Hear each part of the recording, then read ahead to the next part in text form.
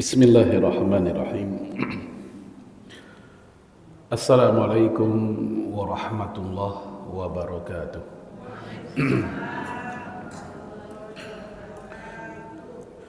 Innal hamdalillah alladzi amarna bis-siyam wal qiyam walladzi amarna bil jihad war ribat ila yaumil ma'ad. Ashhadu an la ilaha illallah wahdahu la syarikalah wa ashhadu anna Muhammadan abduhu wa rasuluhu la nabiyya ba'dah. Allahumma salli wa sallim ala nabiyyina Muhammad wa ala alihi wa sahbihi ajma'in. Wa qala alaihi salatu wassalam kama jaa fi sahihi Muslim, as-salawatul khamsu wal jum'ah ilal jum'ah wa ramadan ila ramadan mukaffirat ma bainahunna idza ijtanabal kabair. Wa ba'd. Bapak Ibu sekalian yang dirahmati Allah, alhamdulillah untuk kesekian kali kita Allah izinkan berkumpul di tempat yang paling mulia, mempelajari ayat-ayat Allah dan sunnah Rasul sallallahu alaihi wasallam. Pada pertemuan kali ini dalam rangka warming up, pemanasan menuju Ramadan, dan semoga Allah berikan kita kesempatan lagi untuk berjuang, berjihad, menikmati ibadah di bulan Ramadan. Allahumma barik lana fi Rajab wa Sya'ban wa ballighna Ramadan. Imam Bukhari di dalam kitab sahihnya membuat bab berjudul Babul Ilmi Qabla Al-Qaul wal Amal. Bab mendahulukan ilmu sebelum perkataan dan perbuatan. Maka apa yang kita lakukan pada pagi hari ini adalah bagian dari i'dadul ilmi, yaitu persiapan pembekalan keilmuan, khususnya dalam bab fikih puasa dan Ramadan. Kita kasih judul FAQ fikih puasa dan Ramadan. FAQ tadi apa? Frekuensi ask question, yang artinya pertanyaan-pertanyaan yang paling sering muncul, yang frekuensinya paling sering ditanyakan oleh masyarakat tentang puasa dan Ramadan. Nah, semoga pertanyaan yang ada di sini mewakili barangkali hal-hal yang pernah kita hadapi, persoalan tentang fikih puasa dan Ramadan.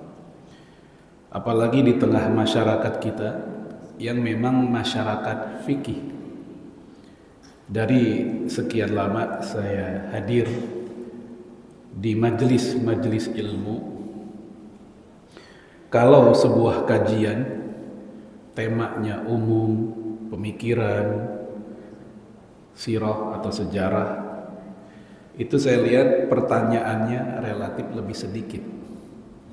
Tapi kalau udah bahas fikih sehari-hari, itu lebih banyak pertanyaannya.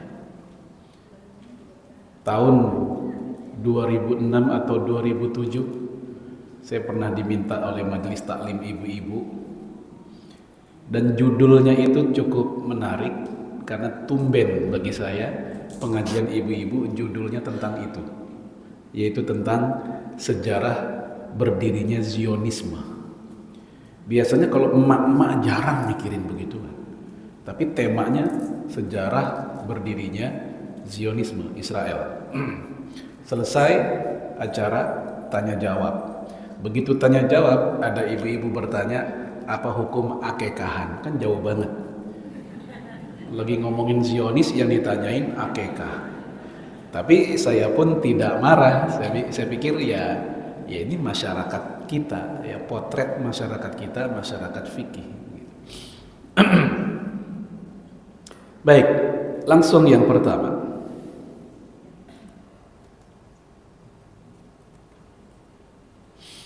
Siam atau saum. Apa artinya? Ya, ada dua penjelasan. Ini definisi secara bahasa. Definisi secara lughah atau bahasa. Pertama dari Syekh Abdul Karim Zaidan, ulama Irak, ketua jurusan fikih di Universitas Islam Irak di masanya. Beliau sudah meninggal, rahimahullah. Beliau berkata, al-imsak an ayyi syai'in kana. Ini secara bahasa. Menahan diri dari apapun. Maka di saat bapak-bapak, ibu-ibu diem, nggak ngapa-ngapain, ngomong enggak, makan, minum enggak, jalan enggak, bergerak enggak, pokoknya bener-bener nggak ngapa-ngapain. Ini menurut bahasa dia sedang puasa, sedang saum, sedang siam, al-imsak, menahan diri. Adapun Imam Ibnu Abdil Bar, ulama yang memiliki sumbangsih besar tersebarnya mazhab Maliki, khususnya di Andalus, kemudian di Afrika Utara di zamannya. Beliau hidup kurang lebih di abad ke-5 Hijriah. Beliau berkata, fa amma makna siyam fil lughah, adapun makna siyam menurut bahasa apa? Fa ma'nahu al-imsak amma kana yasna'uhu al-insan, yaitu menahan diri dari perbuatan manusia yang biasa dilakukan manusia. Min harokatin, seperti bergerak, dia diam. Au kalamin, bicara, dia nggak bicara. Au aklin, makan, dia tidak makan. Au syurbin, minum. Au masyin, jalan. Wa nahwi dzalik, dan yang seperti itu, min sairil harokat, dari semua gerakan-gerakan. Ini makna bahasa. Pokoknya nggak ngapa-ngapain bener. Apa contohnya dalam Al-Quran? Yaitu ketika Allah menceritakan Maryam, beliau bernazar ingin puasa, bicara. Inni nazartu lirahmani sauma falan ukalimal yauma insiya. Saya bernazar kepada Allah, kata Maryam, hari ini seharian ingin saum, puasa. Puasa apa? Falan ukalimal yauma insiya, seharian saya tidak mau bicara. Itu makna bahasa. Baik, sekarang kita lanjut di makna secara fikih. Tadi secara bahasa, sekarang makna secara fikihnya. Sama kayak laptop. Lap paha, top atas. Tapi apakah artinya laptop adalah di atas paha? Bukan kan? Nah, itu ada makna bahasa, ada makna yang istilahnya lain. Dan di dalam ilmu tentu yang dipakai itu bukan makna bahasa, makna secara istilahnya, terminologi kalau bahasa anak mahasiswa. Baik, apa kata para ulama? Masih dari Imam Ibnu Abdil Bar. Wa amma siyamu fi syariah, puasa menurut istilah syariat, yaitu fal imsaku anil akli, menahan diri dari makan, wasyurbi, minum, wal jima'i, dari hubungan suami istri, min itila'il fajri ila ghurubi syams, dari terbitnya fajar sampai terbenam matahari. Fajar yang dimaksud adalah subuh, bukan fajar kadzib. Karena kalau kita ke Mekah, Madinah, di sana azan kan 2 kali kalau subuh. Sebagian tempat di Indonesia juga masih ada. Nah, di azan yang kedua itulah yang dimaksud fajar dalam definisi ini. Istilahnya fajar sodik, mulai subuh. Untuk fajar sebelumnya itu masih boleh makan minum, sahur. Tapi untuk fajar yang udah berhenti atau mulai berpuasa, itu fajar yang ditandai dengan azan subuh, azan yang kedua. Kemudian ghurubi syams, terbenam matahari.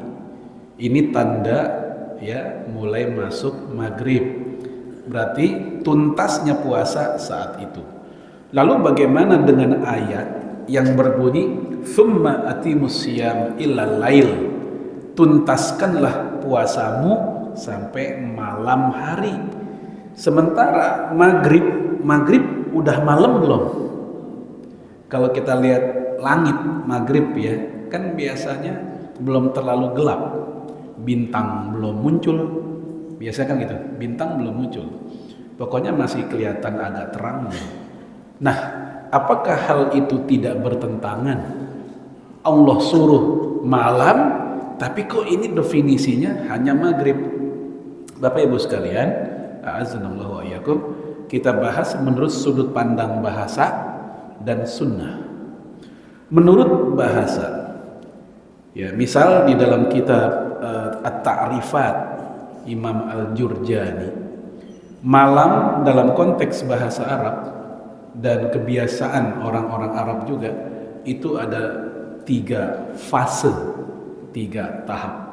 Pertama, awalul lail, awal malam. Yang kedua, muntasiful lail atau nisful lail, tengah malam. Yang ketiga, akhirul lail, akhir malam. Nah, awalul lail, awalnya malam itu sudah dimulai sejak maghrib. Walaupun belum gelap banget, tapi dia sudah disebut malam. Dan sudah berakhir hari itu, alias udah masuk hari baru. Makanya begitu udah maghrib, Allah katakan walitukabbirullaha ala ma hadakum. Silahkan kalian bertakbir sesuai dengan yang Allah ajarkan kepada kalian. Ini menjadi dalil buat Imam Syafi'i bolehnya takbiran lebaran sejak malam. Takbiran tuh dari situ dalilnya. Kalau udah tuntas puasa, maka bertakbirlah kalian. Nah, beda dengan beberapa negeri yang lain, ada yang takbirannya nungguin besok. Ya, tapi dari situ pendalilan Imam Syafi'i. Kenapa? Karena saat itu sudah selesai Ramadan, sudah masuk 1 Syawal. Itu sudut pandang bahasa, bahwa malam itu ada awalnya, dan awalnya itu yaitu maghrib, walaupun belum gelap. Yang kedua, sudut pandang sunnah dari perilaku Rasulullah Shallallahu Alaihi Wasallam. Dalam hadis cukup banyak, Bukhari ada, Muslim ada, di kitab Sunan juga ada, bahwa Rasul itu dan juga para sahabat kalau buka puasa ya maghrib. Nggak pernah mereka buka puasa nungguin isya, nungguin gelap, bener-bener gelap, enggak. Begitu maghrib maka mereka pun berbuka. Dan kita tahu posisi Rasulullah terhadap Al-Quran adalah penjelas. Rasulullah menjelaskan bisa dengan lisan, omongan. Rasul juga bisa menjelaskan dengan perbuatan. Nah, perbuatan Rasul ketika berbuka di waktu maghrib itu tanda maksud lail dalam ayat itu adalah maghrib. Ya, baik jamaah sekalian, itu tambahan di situ. Kemudian kita lihat definisi dari Sayyid Sabiq. Definisi dari Sayyid Sabiq walaupun pendek juga, tapi saya lihat ini secara maknanya lebih mencakup lebih luas. Ya, dia mengatakan al-imsak anil muftirat, menahan diri dari segala hal yang bikin batal. Jadi bukan sekedar makan, minum, hubungan suami istri. Itu kan membatasi 3 doang. Jadi yang lebih luas anil muftirat, semua yang bikin batal. Bahkan mohon maaf Bapak Ibu, kalau umur udah kayak kita begini, udah nggak muda lagi, yang namanya puasa Ramadan udah puluhan kali, tentu menahan diri dari yang bikin batal kayaknya itu puasa di masa-masa kita muda. Kalau udah kayak begini harusnya kita menahan diri anil mafsadat, juga menahan dari hal yang merusak puasa. Kalau sekedar menahan diri dari yang bikin batal, anak cucu kita yang umurnya masih SD kelas 4, kelas 3 bahkan, mungkin mereka udah bisa. Ada yang punya anak kecil Bapak Ibu? Kira-kira mereka puasa udah bisa belum menahan diri dari yang bikin batal? Udah bisa kan? Nah, maka kalau udah seumur kita kayak gini, jangan kalah sama anak kecil. Sekedar enggak batal doang, anak-anak kita bisa. maka seumur kita begini harusnya kita naik lagi posisinya, menahan diri dari yang bikin rusak nilainya. Puasa gunjing juga, puasa lebih sering buka WA dibanding Quran. Ya, buka WA 1 jam kuat, buka WA 1 jam kuat, semua grup dibuka-bukain sama dia. Pokoknya nggak boleh ada notifikasi yang masih sisa, harus dibuka sama dia. Tanda merah harus hilang semuanya. Tapi baca Quran baru 5 menit udah berasa 5 juz lamanya. Kriep-kriep tuh mata. Walaupun lagi bulan puasa. Nah, hati-hati, ini pencuri nilai puasa kita. Ini kadang datangnya dari benda terdekat, yaitu HP kita. Kadang bukan WA, tapi TikTok juga, apalagi YouTube juga. Yang kadang tayangan-tayangannya juga begitu, ngerusak. Nah, maka momen Ramadan besok, momen kita belajar untuk menahan diri dari hal itu semua. Kemudian min tulu'il fajri ila ghurubi syams, ini udah kita bahas. Nah, ada kalimat di definisi Sayyid Sabiq, ada kalimat yang tidak ada pada definisi di Imam Ibnu Abdul Bar, yaitu kalimat ma'an niyah, dibarengi dengan niat.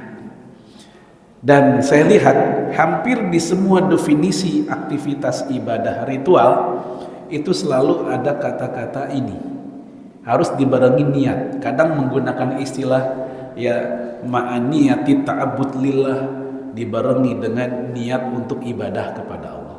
Tujuannya apa? Supaya beda bahwa itu puasa ibadah atau puasa semata-mata kesehatan. Sebab kalau kita misal diminta buat MCU, disuruh puasa nggak biasanya? Puasa. Tapi kan nggak ada puasa ibadah di situ maksudnya. Baik, oleh karena itu jamaah sekalian, wajar kalau sebagian fuqaha, nggak semua, menjadikan niat itu sebagai rukun puasa. Yang lain mengatakan bukan rukun, tapi syarat. Ya, walaupun istilahnya beda, yang satu bilang rukun, yang satu bilang syarat, tetap harus ada. Yang tanpa keberadaan niat maka dianggap tidak sah itu puasa. Baik, nanti secara khusus ada pembahasan tentang niat. Kemudian macam-macam hukum puasa, apa aja sih? Yang pertama yang wajib Ramadan, bahkan rukun Islam, nanti juga ada pembahasan tersendiri. Qadha Ramadan, ya faman kana minkum maridhan au ala safarin fa iddatun min ayamin ukhra. Gantilah di hari lain, qadha Ramadan, wajib jadinya. Kemudian puasa karena nazar, wajib jadinya. Walaupun tadinya puasa tersebut puasa sunnah, namun gara-gara dinazarkan maka menjadi wajib. Ada orang mengatakan inni nadartu an asuma fi yaumil itsnain wal khamis kadza wa kadza. Saya bernazar ingin puasa Senin dan Kamis begini-begini. Nah, jamaah sekalian, Senin Kamis sunnah. Tapi gara-gara dinazarin maka menjadi wajib. Ini puasa wajib kurang lebih ada 3 model kayak begini. Yang kedua, puasa yang sunnah, yang mandub, yang dianjurkan. Senin, Kamis sama-sama kita udah tahu, bahkan mungkin ada yang udah jadi rutinitasnya. Tapi Bapak Ibu tolong diingat, puasa Senin dan Kamis sebenarnya bukan puasa satu paket. Enggak. Jadi kalau kita puasa Senin doang tanpa Kamis, itu puasa tidak ternoda. Puasa Kemis doang tanpa Senin, itu puasa Kemis juga enggak ternoda. Mau dua-duanya ya bagus. Nah, cuman kebanyakan di Indonesia udah terlanjur menganggap seakan-akan itu puasa satu paket. Gara-gara sering disebut Senin Kemis. Ya, jadi seakan-akan satu, padahal enggak. Itu mustakil lah, independen masing-masing. Ayamul Bid, ya setiap di tanggal 13, 14, 15 bulan Hijriyah, bukan bulan Masehi Komariah, bukan. Lalu bagaimana kalau puasa Ayamul Bid kita kebentur ama jadwal haid ibu-ibu atau sakit sehingga nggak bisa lengkap tuh, cuman bisa 13 tanpa 14 15, maka nggak ada masalah bagi dia mengganti di hari lain di bulan itu. Aisyah ditanya, bagaimanakah puasa Rasulullah selama 3 hari per bulan itu? Dalam hadis Sahih Muslim, kata Aisyah, Rasul itu berpuasa di tanggal berapapun, tidak tentu atau spesifik tanggal berapa. Jadi seandainya enggak 13, 14, 15 juga benar. Kalau pas 13, 14, 15 itu yang paling afdol. Tapi kalau enggak pun juga enggak ada masalah. Yang penting 3 hari per bulan begitu. Kemudian Daud sehari puasa, sehari enggak, puasa lagi, terus enggak lagi. Ini udah puasa yang terbaik.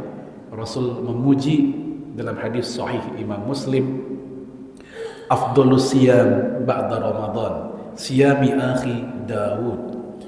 Puasa yang paling afdol setelah puasa Ramadan adalah puasa saudaraku, yaitu puasa Nabi Daud. Nabi udah puji. Para ulama fikih seperti Syekh Muhammad Shalih Al-Munajjid, hafizahullah, masih hidup orangnya. Beliau mengatakan seandainya ada orang berpuasa Daud udah jadi rutinitasnya, maka dia tidak dianjurkan untuk puasa sunnah yang lainnya. Tidak dianjurkan. Kenapa? Karena udah yang terbaik. Udah mengalami betapa enggak gampangnya puasa Daud. Bener gak? Wah, butuh konsistensi. Ada orang yang bisa 1 bulan, enggak kuat 2 bulan. Ada yang bisa, alhamdulillah udah bertahun-tahun. Maka dia enggak dianjurkan. Enggak dianjurkan bukan berarti enggak boleh. Boleh aja kalau dia mau. Tapi khawatir itu akan melemahkan dia, maka enggak dianjurkan. Cukup puasa Daudnya. Arafah 9 Zulhijjah. Kemudian 1 sampai 8 Zulhijjah, ini juga udah pernah kita bahas waktu kita bahas fikih kurban dulu. Kemudian puasa Asyura di Muharram dan 6 hari Syawal. Baik, ini yang sunnah. Lalu puasa yang mubah, diperintah tidak, dilarang juga tidak. Apa? Shaum mutlak. Puasa yang mutlak, yang tidak disebabkan oleh hari tertentu atau peristiwa tertentu. Kalau hari tertentu ada Senin Kemis. Kalau peristiwa tertentu ada contoh Arafah, ada peristiwa wukuf. Ya, atau karena Asyura, ya, ada harinya 9, 10, 11 Muharram. Ini puasa mutlak. Apa misalnya? Ada orang puasa di hari Selasa. Senin bukan, Kemis bukan, Selasa. Semata-mata ingin pendekatan diri kepada Allah, ingin ibadah. Saat itu Muharram alias Asyura enggak. Saat itu lagi Zulhijjah juga enggak. Apakah dia puasa Daud? Enggak juga. Dia lagi pengen puasa aja di Selasa. Maka jatuhnya shaum mutlak dan tetap mendapatkan pahala kalau tujuannya untuk ibadah. Tapi kalau tujuannya, niatnya untuk nurunin gula darah, lain lagi. Atau untuk nurunin berat badan misalnya. Saban menjelang buka nimbang melulu. Ya Allah, cuma turun 2 on, kayaknya nyesel banget. Begitu buka naik lagi 3 kilo, sedih banget. Nah, ini yang kayak begini kalau niatnya salah malah nggak dapat pahala. Jadi kalau pengen dapat pahala, maka niatnya diluruskan untuk taqarrub ilallah. Yang 4, yang terlarang, baik dengan makna makruh, ada juga dengan makna haram, terlarang di sini. Jumat saja secara ifrat. Ifrat itu tidak ada tandem, nggak ada yang nemenin, bukan orangnya ya, harinya. Jumat saja tanpa Kamis, atau Jumat saja tanpa Sabtu, atau Sabtu saja tanpa Jumat, atau Sabtu saja tanpa Ahad, atau Ahad saja tanpa Sabtu, atau Ahad saja tanpa Senin. Ini semua makruh, nggak sampai haram, ini makruh. Siapa yang melarang? Rasul. Dalam hadis Imam Bukhari, Rasulullah mengatakan, la tasummanna ahadukum fi yaumil jum'ah illa yauman qabla atau yauman ba'dah. janganlah kalian berpuasa di hari Jumat kecuali ditemenin satu hari sebelumnya kata Rasul dan satu hari setelahnya. Hadis Bukhari. Itu. Dan Sabtu juga begitu sama. Ya, disebut nahan Nabi alaihi salatu wassalam ya ansiyami fi yaumis sabt. Rasulullah melarang kita berpuasa di hari Sabtu. Namun kalau ada temannya Ahad silakan. Ummu Salamah bercerita puasa di hari Sabtu dan Ahad Rasul sering banget melakukan. Tapi digabung Sabtu Ahad itu sering banget. Itu diceritakan oleh Ummu Salamah dalam hadis Ibnu Hibban dan Ibnu Khuzaimah. Kemudian dilarang saum hari tasyrik 10 ya, ini lebarannya 10 hari lebaran, kemudian tasyriknya 11 sampai 13 Zulhijjah. Untuk lebaran 10 Zulhijjah dan 1 Syawal larangannya haram, bukan makruh.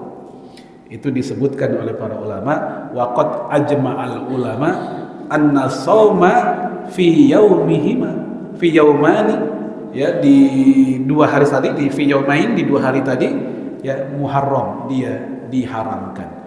Jadi bukan sekedar makruh tapi diharamkan. Ini kata Syekh Muhammad Shalih Al-Munajjid. Kemudian untuk hari tasyrik itu makruh, bukan haram.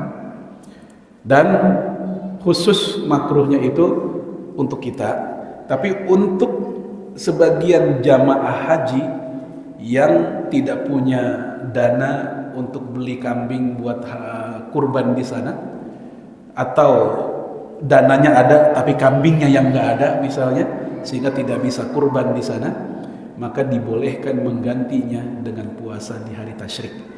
Ini disebutkan oleh hadis Imam Bukhari dan menjadi pendapat sebagian Syafi'iyah seperti Imam Nawawi. Kata Imam Nawawi, pendapat ini sangat kuat, kebolehan berpuasa di hari tasyrik khusus bagi jamaah haji yang tidak mendapatkan kurban. Ya, Rasulullah melarang berpuasa di hari tasyrik illa liman lam yajid al-hadiyah, bunyi hadisnya begitu, kecuali bagi orang yang tidak ya mampu untuk berkurban di sana, maka dia boleh menggantinya dengan saum di hari tasyrik. Tapi buat kita yang di tanah air itu nggak berlaku. Kemudian istri saum sunnah tanpa izin suami. Ini kalau nggak salah pernah kita bahas waktu kita bahas fikih prioritas. Ya, jadi la tasumul mar'ah wa ba'luha syahidun illa bi'idni ghaira Ramadan. Seorang wanita, kata Rasul, janganlah berpuasa kalau suaminya lagi di rumah, kecuali kalau suaminya ngizinin, ghaira Ramadan. Tapi itu nggak berlaku untuk puasa Ramadan, kata Rasul. Kalau puasa Ramadan mah nggak usah pakai izinin suami, emang udah Allah yang suruh. Bahkan suami juga harus puasa gitu. Apalagi saum saat haid jelas. Saum wisal, apa wisal? Nyambung. Puasa wisal, puasa 2 atau 3 hari lebih kagak pakai buka, terus aja nyambung. Rasul melakukan, kekhususan buat Rasul, tapi sahabat dan kita umat Islam tidak boleh. Nabi mengatakan la tuwasilu, janganlah kalian puasa wisal. Lalu para sahabat bertanya, innaka tuwasil, wahai Rasul, engkau sendiri puasa wisal. Maka Nabi menjawab, inni lastu mislakum, aku beda sama kalian. Jadi di bab ini ada syariat yang berbeda. Syariat secara umum buat Rasul, buat kita sama secara umum. Yang wajib buat kita, wajib buat Rasul. Yang sunnah buat kita, sunnah buat Rasul. Ya, yang terlarang juga begitu. Umumnya gitu, umumnya. Tapi ada bagian-bagian yang dikecualikan. Salah satunya adalah wisal ini. Lalu kata Rasulullah alaihi salatu wassalam, ya, abitu wa yuskini wa yut'imuni rabbi. Di malam hari aku diberikan kekuatan oleh Tuhanku. Rasul kuat, kita nggak kuat. Oleh karena itu Rasul melarang buat kita. Beliau tidak ingin menyulitkan umatnya, biar itu yang melakukan adalah Rasulullah.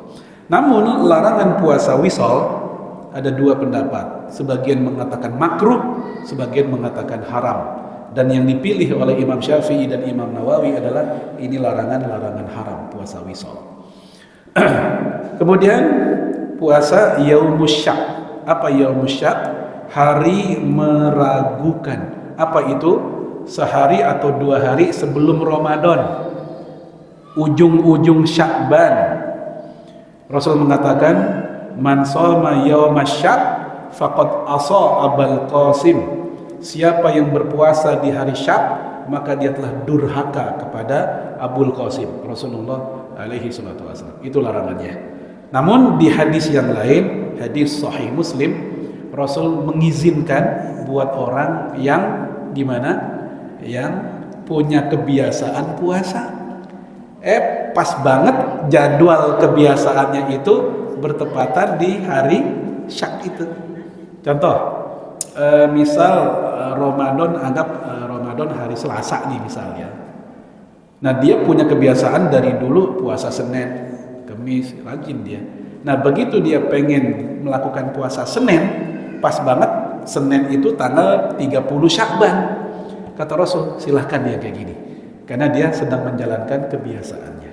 Jadi yang nggak boleh buat siapa? Buat mereka yang jarang banget puasa Senin. Begitu puasa Senin sengaja banget tanggal segitu. Nah itu yang kagak boleh. Gitu. Baik, ada satu lagi yang belum ketulis, yang juga terlarang alias makruh, yaitu puasa lagi sakit berat, maksain untuk puasa. Kena TBC, harus minum obat 6 bulan. Ada ya kayak gitu? Yang kalau libur sehari dia lupa bisa dari ulang katanya. Ya. Nah, dokter udah bilang, "Bu, Pak, ini jangan puasa dulu, ini obat harus lancar." Dia ternyata maksain misalnya untuk puasa. Untuk puasa, ya. Nah, yang kayak gini jangan. Kata para ulama kita bahwasanya sauma wa huwal marid. Sesungguhnya orang yang berpuasa dan dia dalam keadaan sakit, yahmilul masyaqqah. Orang itu jadi susah dan payah karena sakit, jadi susah tambahan parah. Maka sahha shaumu, puasanya tetap sah. Hanya saja illa annahu yukrahu lahu dzalik, itu puasa makruh buat dia. Walaupun sah namun tetap makruh. Kenapa? Kok enggak boleh? Karena li'iradihi an rukhsah minallah. Dia telah membangkang, dia telah menolak kepada rukhsah yang telah Allah sediakan untuk dia.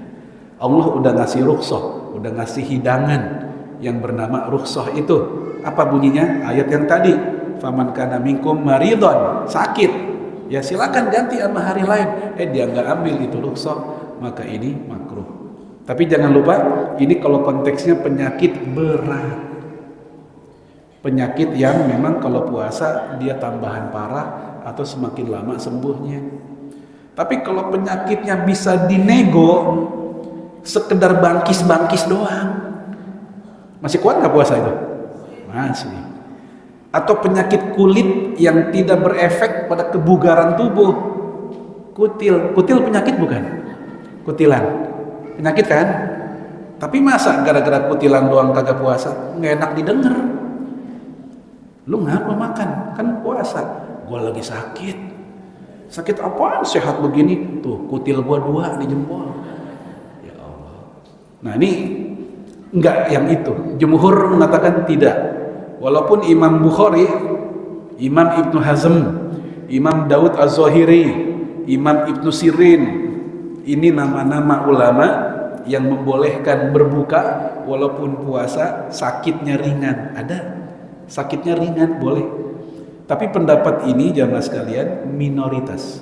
Mayoritas mengatakan di 4 mazhab adalah hanya penyakit yang berat. Ya karena khawatir juga kalau yang pendapat ini yang ringan-ringan tadi dibolehkan enggak puasa itu tersebar kemana-mana dan diketahui oleh orang yang memang udah dasar enggak ada semangat sama puasa. Wah itu jadi dalil buat dia. Ya, jadi punya alasan dan semangat untuk tidak puasa. Akan dia cari-cari penyakit yang aneh-aneh. Termasuk juga sakit hati sama suami, penyakit juga namanya. Nggak puasa gara-gara sakit hati. Baik, yang kelima, puasa yang diperselisihkan. Saum dahr. Bukan dahar ya, dahar. Apa dahar? Sepanjang tahun. Kagak libur terus, sekarang puasa, buka, besok puasa lagi, terus begitu. Kecuali lebaran lah. Nah, yang kayak gini diperdebatkan. Sebagian ulama mengatakan sunnah, dalam mazhab Syafi'i dikatakan sunnah, Malikiyah mengatakan sunnah, Hanabilah mengatakan sunnah, Hanafiyah mengatakan makruh. Sebagian Hanabilah seperti Imam Ibnu Qudamah mengatakan makruh. Kenapa ada yang bilang makruh? Rasul pernah menegur sekaligus mengatakan la siyama liman somal abad, tidak ada puasa bagi yang berpuasa sepanjang tahun. Nabi bilang nggak ada. Hadis Bukhari itu. Kemudian ada anak muda puasa sepanjang tahun. Rasul tahu. Rasul bertanya kepada anak muda itu, lima adzabta nafsaka. Kenapa engkau siksa dirimu sendiri? Ini bukan kalimat memuji, tapi kalimat yang justru mengkritik. Ya, lu kenapa nyiksa diri sendiri sih? Nah, gitu kurang lebih. Kayak gitu. Ini dalil buat mereka yang mengatakan makruh. Lalu kenapa yang lain mengatakan sunnah? Mereka menganalisa bahwa larangan-larangan dalam hadis tersebut itu ada sebab. Kenapa? Rasul lagi bicara sama orang yang secara fisik tidak mampu. Sehingga kata Imam Nawawi, larangan saum dahar itu berlaku bagi mereka yang secara fisiknya tidak memadai. Kalau orang fisiknya kuat dan tetap menghindar di puasa yang lebaran itu dan tidak sampai mengganggu kewajiban, maka para ulama tadi mengatakan tidak ada masalah. 3 mazhab tadi mengatakan tidak ada masalah. Ini khilafiyah. Baik, kemudian yang keenam terakhir, saum yang tidak memiliki dasar dalam syariat. Saum yang laisa minal Islam, bukan ajaran Islam. Walaupun di masyarakat kita udah terlanjur orang mengistilahkan dengan puasa. Contoh, puasa mutih, pernah dengar nggak? Puasa mutih, puasa yang hanya makan atau mengkonsumsi yang putih-putih, air putih, nasi putih, mungkin kain kafan juga digadoin sama dia. Ya. Baik. Nah, yang kayak gini walaupun masyarakat kita bilang puasa, secara syariat bukan puasa. Ya nggak ada puasa, yang namanya makan juga bukan puasa. Ya, termasuk puasa-puasa dengan tujuan supaya punya ilmu kanuragan. Ada syaratnya harus puasa sekian hari. Ya nggak boleh ini, nggak boleh itu, supaya bisa jalan di atas air, supaya nemplok di tembok, supaya bisa nembus tembok Cina. Nah yang kayak gini laisa minal Islam, bukan ajaran Islam, ini mitos khurafat semua. Baik jemaah sekalian, ini macam-macam hukum puasa. Sekarang kita masuk Ramadannya. Tadi udah saum, sekarang Ramadannya. Ramadan, apa artinya? Ya, secara bahasa dia artinya syiddatul har. Ini bahasa orang zaman dulu, bahasa kuno.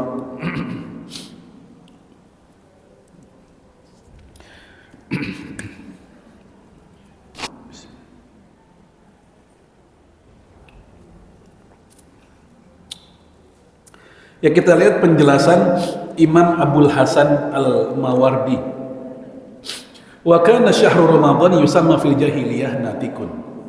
Dulu di zaman jahiliyah Ramadan diistilahkan dengan natikun.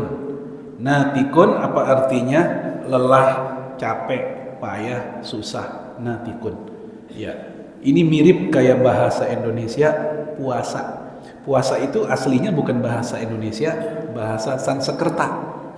Artinya siksaan. Siksaan, mirip dengan natikun, yang artinya susah payah. Ya, kemudian fasummiya fil Islam Ramadan. Dinamakan di zaman Islam dengan nama Ramadan. Ma'khudhun minar romdo, diambil dari kata romdo. Ramadan diambil dari kata romdo, wa huwa syiddatul har, yang artinya panas banget. Li'annahu hina furida wa faqa syiddatul har, karena dulu ketika turun kewajiban puasa Ramadan pas di musim panas, bahkan selalu di musim panas. Maka kita di Indonesia bersyukur, daerah Katulistiwa, kadang Ramadan kita musim kayak gini nih, ya lagi sejuk, mendung, kadang nanti panas, ya kalau nggak itu ya hujan lagi gitu aja. Plus musim duren lagi banyak juga, sama musim timun suri itu tambahannya. Ya, sementara di sebagian negara-negara saudara kita ada yang kemarau panas, ada yang juga kemudian musim salju begitu. Nah, kita alhamdulillah ya di daerah Katulistiwa itu agak enak. Kemudian waqat rawa Anas bin Malik meriwayatkan anna Rasulullah alaihi salatu wassalam qala, bahwasanya Rasulullah bersabda, innama sumiya Ramadan, dinamakan dengan Ramadan karena li'annahu yarmidu dzunub, karena dia memanaskan dosa-dosa, yaitu yahrikuha wa yadhhabu biha, membakarnya dan menghapusnya, menghilangkannya. Jadi momen melondri dosa-dosa kita di bulan Ramadan. Allah kasih 30 atau 29 hari, panjang banget waktunya, maka sangat rugi ketika ada orang selesai Ramadan dalam keadaan dosanya belum Allah ampuni. Kenapa? Dia menyia-nyiakan momen segitu lamanya. Ini kan kayak model kalau orang jualan itu bulan promo, lagi musim promo. Yang biasanya kalau ada musim promo, orang itu jadi semangat untuk belanja. Coba dah misal ibu-ibu ngelihat pasar ada tulisan promo, banyak umbul-umbulnya, ya sale-sale 70%, sale-sale, ya. Apa sale-sale? Sel 70%. Wah, itu yang biasanya enggak belanja aja jadi pengen belanja. Sama, yang biasanya enggak sholat jadi pengen sholat gara-gara Ramadan. Yang biasanya enggak pernah megang Quran jadi pengen megang Quran. Kenapa? Emang lagi musimnya. Itulah keberkahan Ramadan. Nah, manfaatkan betul-betul. Kapan sih diwajibkan puasa Ramadan? Waqad faradallahu siyama fi sanati tsaniyah ijma'an. Allah telah mewajibkan puasa Ramadan di tahun kedua setelah hijrah. Ya, ini ijma alias ahli hadis, ahli sejarah dan seterusnya tidak ada khilafiyah. Tahun kedua Hijriah. Fasoma Nabi alaihi salatu wasallam tis'u Ramadanat ijma'an. Sehingga kalau di total sepanjang hayat Rasulullah, beliau pun berpuasa hanya 9 kali saja. Tahun kedua, tahun ketiga, terus sampai tahun ke-10, karena Rasul meninggal di tahun ke-10 Hijriah. Dari 2 ke 10, 9. Jadi Rasul hanya 9 kali seumur hidup merasakan, mengenyam, menikmati puasa Ramadan.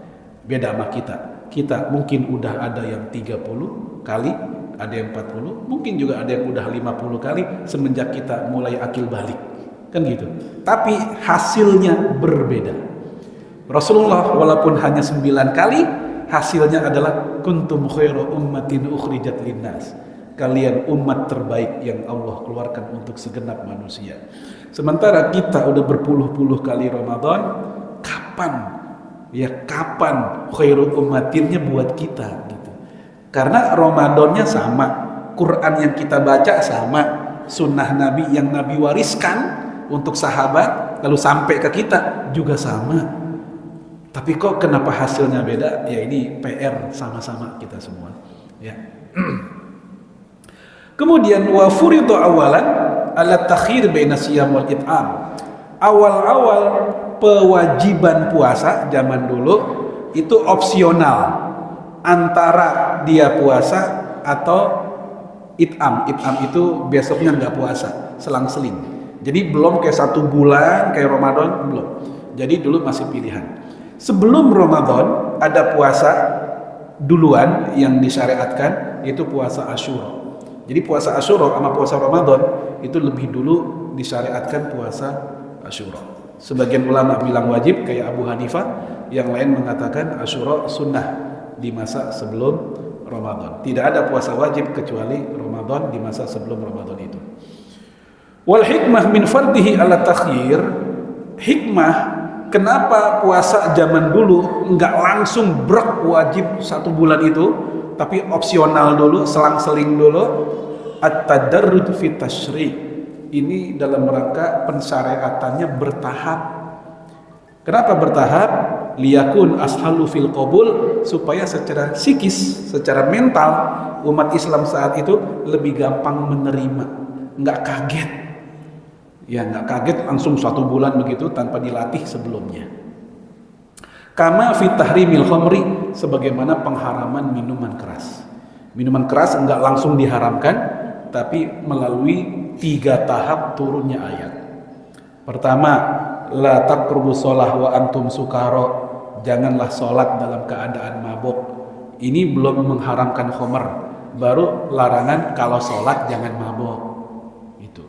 Yang kedua, yaitu tentang penjelasan dari Allah bahwa khamr itu ada manfaat, tetapi mudorotnya lebih besar. Diajak berpikir.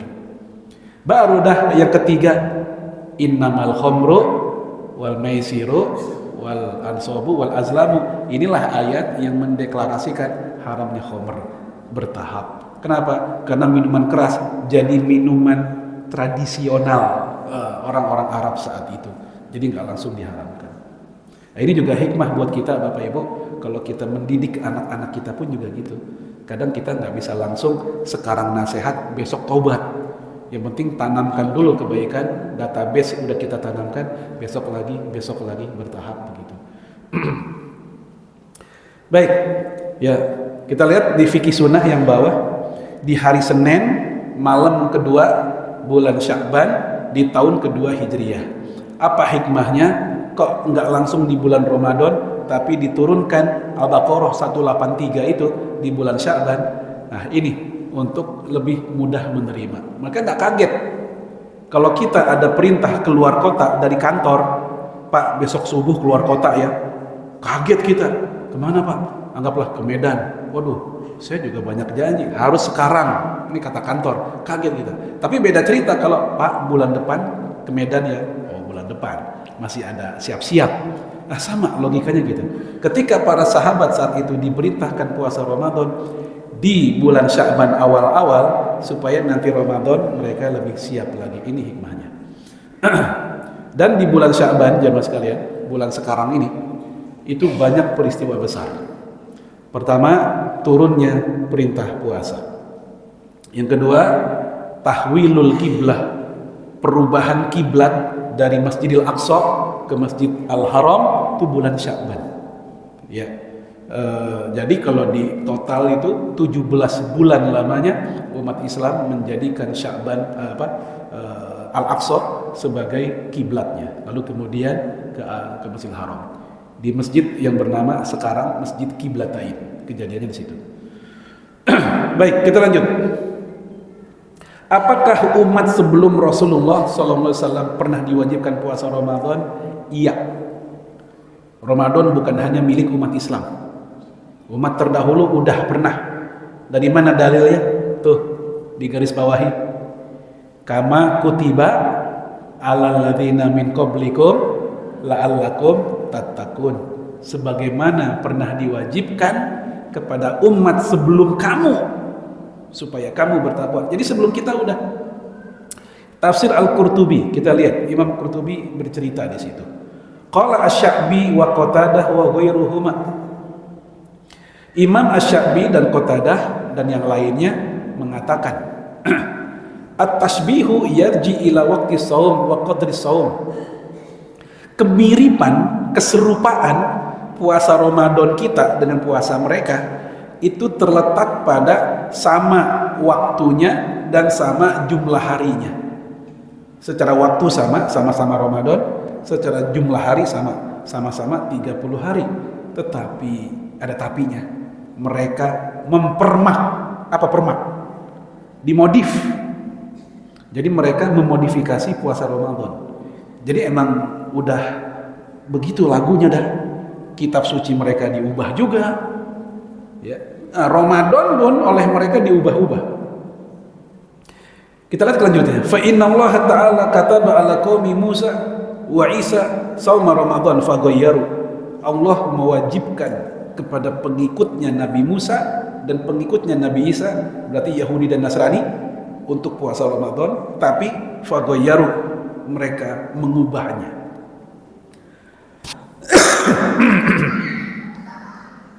Kemudian apa lagi? Wa zada ahbaruhum alaihim asyrata ayyam. Para tokoh agama mereka, ahbar itu pendeta, menambahkan jumlah hari puasa Ramadan 10 hari. Nah, mulai nih terjadi perubahan.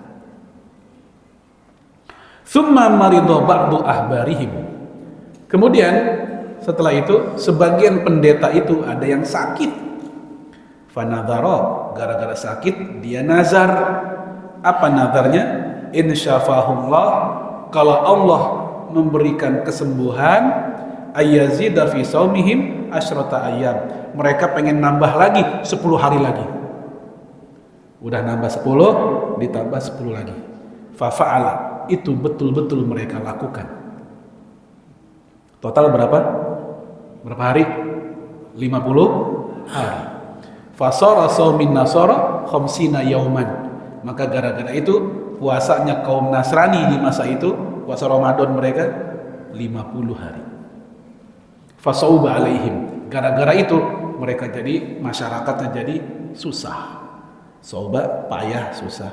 Jadi umatnya, jamaahnya jadi nggak berat. Udah Ramadan musim panas, 50 hari berat. Apa yang terjadi? Fanaqaluhu ila Rabi. Akhirnya mereka pun memindahkan puasa Ramadan di musim Rabi, ya musim semi.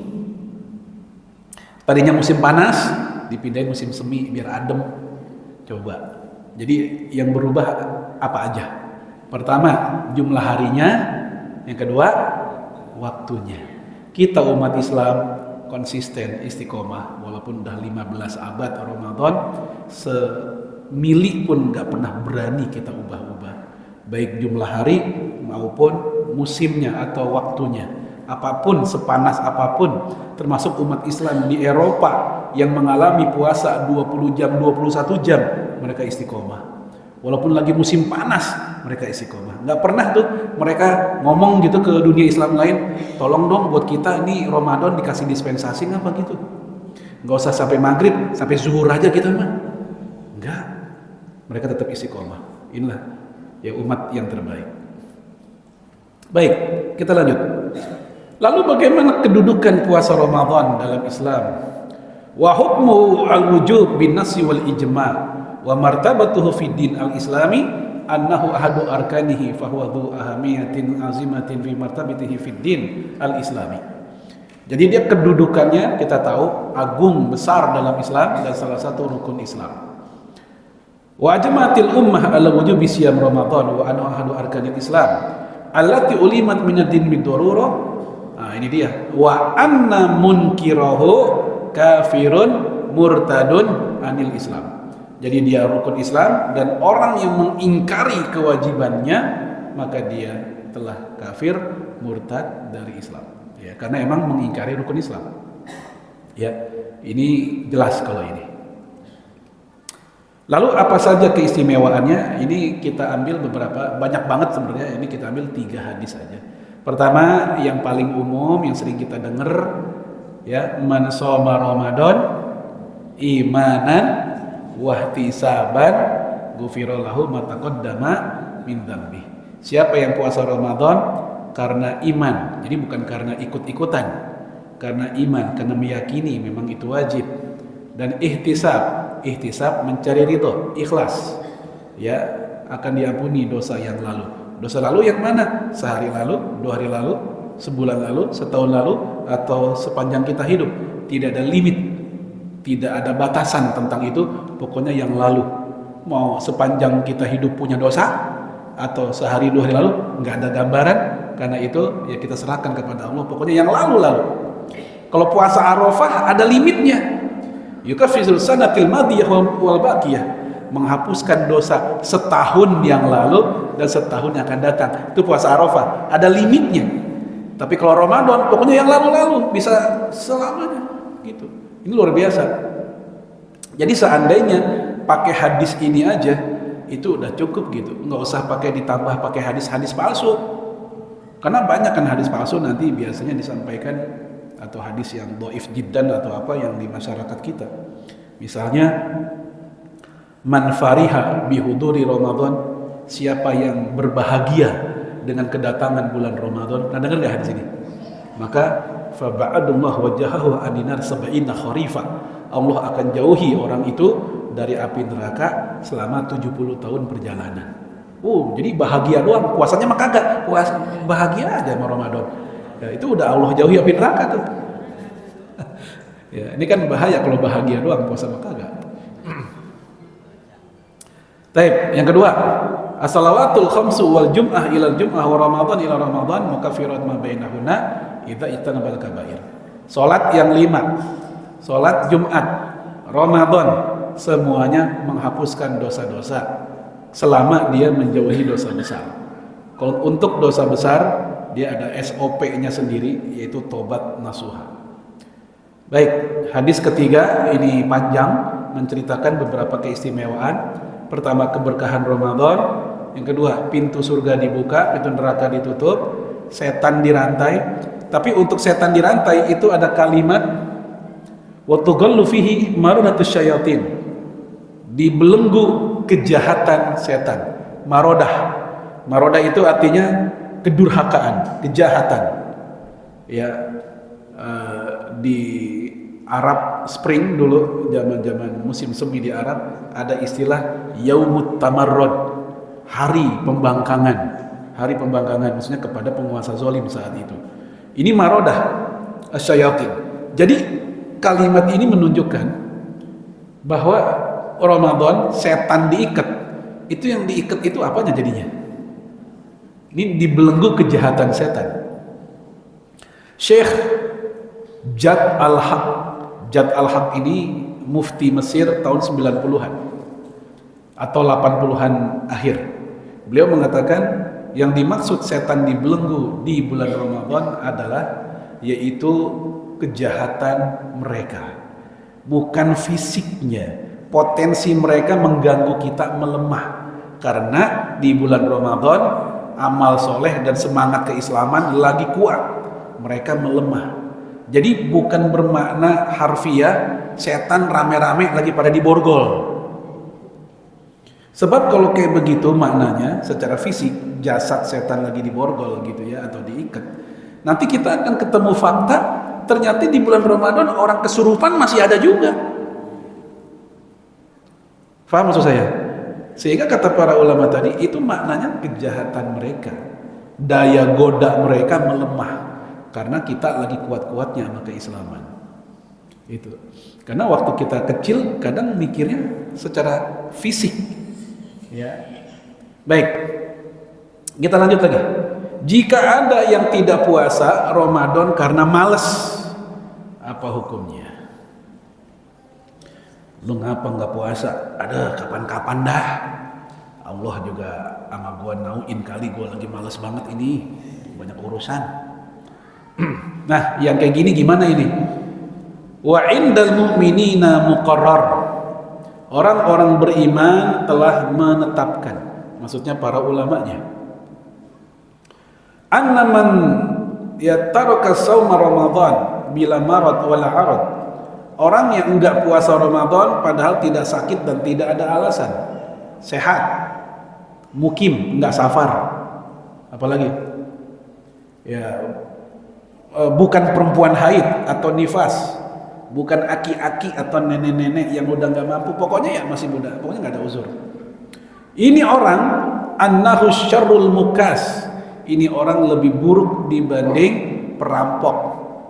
Mukas, pembegal, perampok. Wazani, dan lebih buruk dibanding pezina. Wa mudminil khamri, lebih buruk dibanding peminum minuman keras. Bahkan yusyakkuna fi islami, diragukan keislamannya. Wa yazunnuna bihi zindiqah, dan diduga dia orang zindik. Orang zindik, orang yang menampilkan keislaman tapi menyimpan ketidaksukaan sama Islam. Wal inhilal, dan telah dianggap copot. Inhilal itu lepas, telah copot keislamannya. Jadi memang nggak ada kata-kata murtad atau apa, tetapi ngeri kalimat ini.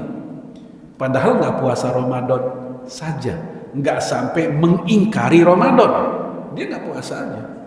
Kok kayak begini sih, keras banget. Waktu pertemuan yang dulu pernah saya jelaskan bahwa yang namanya ketaatan kan ada dua, ada ketaatan melakukan perintah sama ketaatan menjauhi larangan.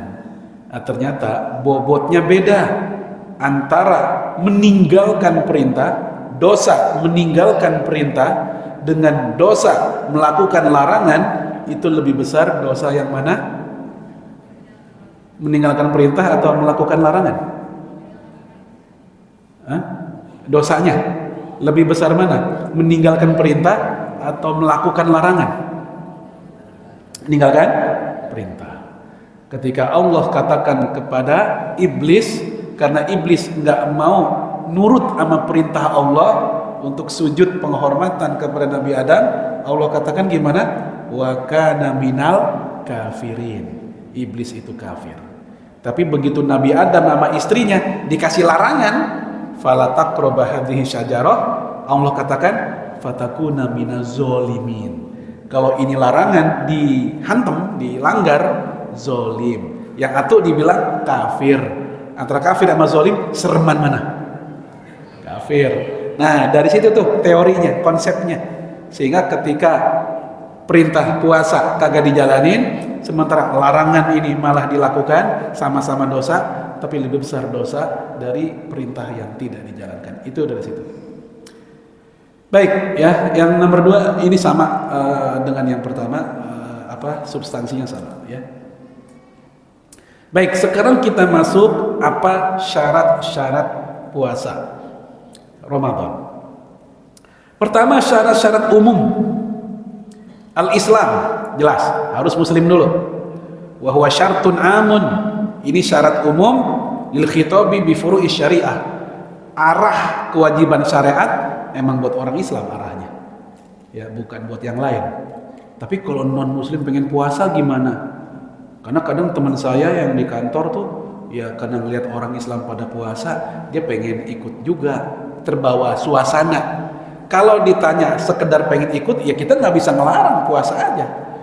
Tapi kalau ingin disebut sah sebagaimana puasa dalam syariat kita, ya enggak, belum dikatakan sah karena belum lock in ke dalam Islam. Yang kedua, al-aql, akal berfungsi. Idla faidata min tawajjuhil khitab biduni. Ya, karena arah perintah ini tidak akan manfaat kepada orang yang akalnya udah nggak berlaku. Kenapa? Dia nggak ngerti nanti yang bikin batal apa, dia nggak tahu. Mulainya jam berapa nggak tahu. Apalagi mohon maaf ketika akalnya hilang karena khorif. Apa khorif? Pikun. Udah sahur barusan ngikut, pengen sahur lagi jam 8. Ya udah pikun. Udah sahur ya? Ya Allah, Kong, udah sahur tadi jam 3, jam 4. Ini ngapa mau sahur lagi? Belum sahur gua. Pantes dah. Emang lagi khorif, emang lagi pikun. Nah, ini belum, nggak wajib udah. Bahkan bukan hanya nggak wajib, nggak kena qadha. Termasuk sholat yang mereka tinggalkan nggak kena qadha. Karena qadha adalah syariat. Sementara mereka nggak kena syariat, maka nggak wajib. Namun ada sebagian ulama, khususnya Hanabilah, ulama Hambali, mereka bilang begini, untuk kehati-hatian nggak apa-apa, difidyahkan, bukan puasa. Kalau qadha dia kan udah nggak mampu, yaitu difidyahkan. Kita anaknya atau cucunya, ahli warisnya memfidyahkan engkong kita, kakek kita, nenek kita yang udah pada nggak bisa puasa karena apa tadi? Pikun. Ya, itu difidyahkan. Itu pendapat Hanabilah dalam rangka kehati-hatian mereka. Yang ketiga, al-bulugh, sudah balik, wala taklifa illa bihi, dan yang namanya syariat tidaklah dibebani kecuali emang buat yang balik. Lalu anak kecil gimana? Anak kecil yang ingin puasa, Imam An-Nafrawi mengatakan inna thawaba lahu, tetap dapat pahala, walam yuktab alaihi musayyiat, namun dosa buat mereka enggak tercatat. Anak kecil bikin kesalahan enggak direken dosa, tapi anak kecil bikin amal soleh tetap dapat pahala, termasuk puasa, walaupun belum wajib. Ya, Bun, aku besok ikut puasa ya. Ya, alhamdulillah. Berarti kalau ibunya berhasil mendidik anak kayak begini, ibu dan bapaknya dapat bonus pahala juga. Kenapa? Karena sebagai musabbab. Orang tuanya lah yang membuat si anak jadi seperti itu, maka dapat bonusnya. Baik jemaah sekalian, itu bukan kata saya, itu kata para ulama kita. Nanti semoga ada bagiannya di sini. Yang keempat, maklumun fil usul, ya, dan dia telah tahu, diketahui.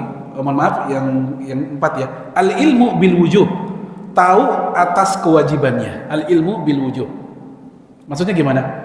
Untuk orang-orang yang ada di pedalaman primitif, misal dia muslim masuk Islam, tapi nggak ada informasi, belum diajarin, nggak ketemu ustadz, nggak ketemu ulama, atau akses buat belajar agama, nggak tahu kalau ada kewajiban bernama puasa Ramadan. Contoh gini, kita jadi teringat dengan mu'alaf waktu Piala Dunia Qatar. Dari Argentina pada masuk Islam, dari Brazil. Sementara di Argentina atau Brazil jumlah umat Islam 0,an%. Dari puluhan juta penduduk mereka, sangat sulit mencari umat Islam. Jadi begitu mereka masuk Islam, pulang kampung ke negerinya, kanan kiri kagak ada orang Islam. Dia nggak belajar, atau juga mungkin nggak buka akses. Jadi dia nggak tahu tuh kalau ada puasa Ramadan, nggak tahu ilmunya. Nah, buat orang-orang yang tahu lah, maka itu menjadi wajib. Atau istilahnya dulu para ulama, ini ahlul fatrah. Namun tentang apakah mereka ini ahlul fatrah, ya sebenarnya mereka bukan ahlul fatrah. Kenapa? Udah masuk Islam berarti bukan ahlul fatrah. Apa ahlul fatrah, Bapak Ibu? Kelompok yang Rasul belum diutus kepada mereka. Contoh, orang-orang yang hidup di zaman masa kekosongan kenabian. Nabi Muhammad lahir 570 atau 571. Nabi Isa tahun pertama. Nah, kurang lebih sampai 500-an tahun kan kosong tuh. Itu namanya orang-orang yang hidup di zaman itu ahlul fatrah. Dan untuk ahlul fatrah Allah berfirman, "Wa ma kunna mu'adzibin hatta nab'ats rasula." Kami tidak akan memberikan hukuman kepada kaum yang Rasul belum diutus kepada mereka. Gitu. Lalu bagaimana dengan mereka bukan ahlul fatrah? Mereka hidup di zaman setelah Nabi Muhammad, tetapi mereka hidup di pedalaman, gak ada akses, bener-bener dah kagak tahu ada agama yang namanya Islam. Mereka gak tahu, emang tertutup banget dengan dunia luar. Nah, sebagian ulama seperti Syekh Jibrin mengatakan ini juga kategori ahlul fatrah. Namun buat yang barusan, mereka udah sempat masuk Islam, mereka udah nggak lagi ahlul fatrah karena sudah tahu dunia luar. Baik, ini syarat umum. Syarat khusus. Nah, ini konteksnya khusus nih udah. Pertama, as-sihhah was-salamah minal marad. Sehat dan bebas dari penyakit atau rasa sakit. Ya, yang kayak begini syarat pertama untuk shaum. Sehat walafiat dan lagi nggak sakit. Ya. Yang kedua, al-iqamah. Apa al-iqamah? Yaitu mukim. Bukan musafir maksudnya. Ini bukan iqamah sholat, bukan. Ini iqamah maksudnya dia mukim. Kita nggak kemana-mana. Mukimin, bukan musafir. Ya, ya. Jadi dia lagi nggak kemana-mana, lagi netep di sebuah daerah sehingga dia nggak capek. Maka yang kayak begini wajib dia. Kemudian yang ketiga, khuluwul mar'ati minal haid wan nifas. Khusus untuk perempuan sedang dalam keadaan bebas dari haid dan nifas. Mungkin 2 atau 3 tahun lalu sempat itu ada liberal ya, dari liberal. Siapa bilang perempuan haid nggak boleh puasa? Puasa aja. Pernah dengar nggak? Ya. Jadi, ya kata mereka gini, perempuan haid itu bukan dilarang puasa, tapi boleh tidak puasa. Boleh tidak puasa dengan tidak boleh puasa kan lain. Coba. Kalau tidak boleh puasa berarti larangan ya. Kalau boleh tidak puasa berarti ya boleh juga puasa. Opsional kan, pilihan. Nah, kata mereka perempuan haid itu bukan tidak boleh puasa, tapi boleh tidak puasa. Nah ini ya ngada-ngada sebenarnya. Kenapa? Perempuan haid tidak boleh puasa itu ijma. Seperti yang disampaikan oleh Imam Ibnul Munzir, belum pernah ada ceritanya sejak zaman sahabat, zaman Rasul dan sahabat, terus di zaman setelahnya para imam 4 mazhab misalnya, atau sahabat dan tabi'in, tentang wanita haid berpuasa, nggak pernah ada menentang ijma yang kayak gini. Ya. Baik ya, ini. Baik, itu ada kalimat di bawah. Wal ijma' munakid. Ada ijma' yang meyakinkan alaman ihima, bahwa kedua hal itu terlarang. Maksudnya haid dan nifas. Ya, minas saum, untuk berpuasa. Wa ala wujubil qada alaihima, dan wajib qada bagi perempuan yang ngalamin nifas dan haid itu. Jelas itu ijma'. Ada orang yang mencoba mengubah, melawan ijma' tersebut. Lanjut. Rukun puasa apa aja? Arkanus siyam atau arkanus saum li siyam ruknan tatarakkabu minhuma haqiqatuhu. Jadi ada 2 rukun yang dengan 2 rukun ini hakikat puasa tegak. Yang pertama al-imsak anil muftirat min tulil fajri ila ghurubi syam, yang udah kita bahas tadi. Menahan diri dari yang bikin batal, terbitnya fajar sampai maghrib. Yang kedua, rukun kedua niat. Berdasarkan hadis wa ma umiru, berdasarkan Al-Qur'an, wa ma umiru illa liya'budullah mukhlishina lahuddin, dan juga hadis innamal a'malu binniyat. Baik, Abu Hanifah atau Hanafiyah mengatakan niat bukan rukun tapi syarat. Ya sama juga sih. Sama juga, tetap harus ada. Walaupun itu istilah mereka syarat sahnya puasa. Kalau ini rukun puasa, yang kalau enggak pakai rukun juga enggak sah, sama efeknya. Ya. Baik, ini tentang rukunnya. Kapan puasa dikatakan batal? Nah, ini yang paling umum dulu. Yang pertama, murtad. Kalau murtad bukan hanya batal puasa ya, ini batal semua-muanya ini mah.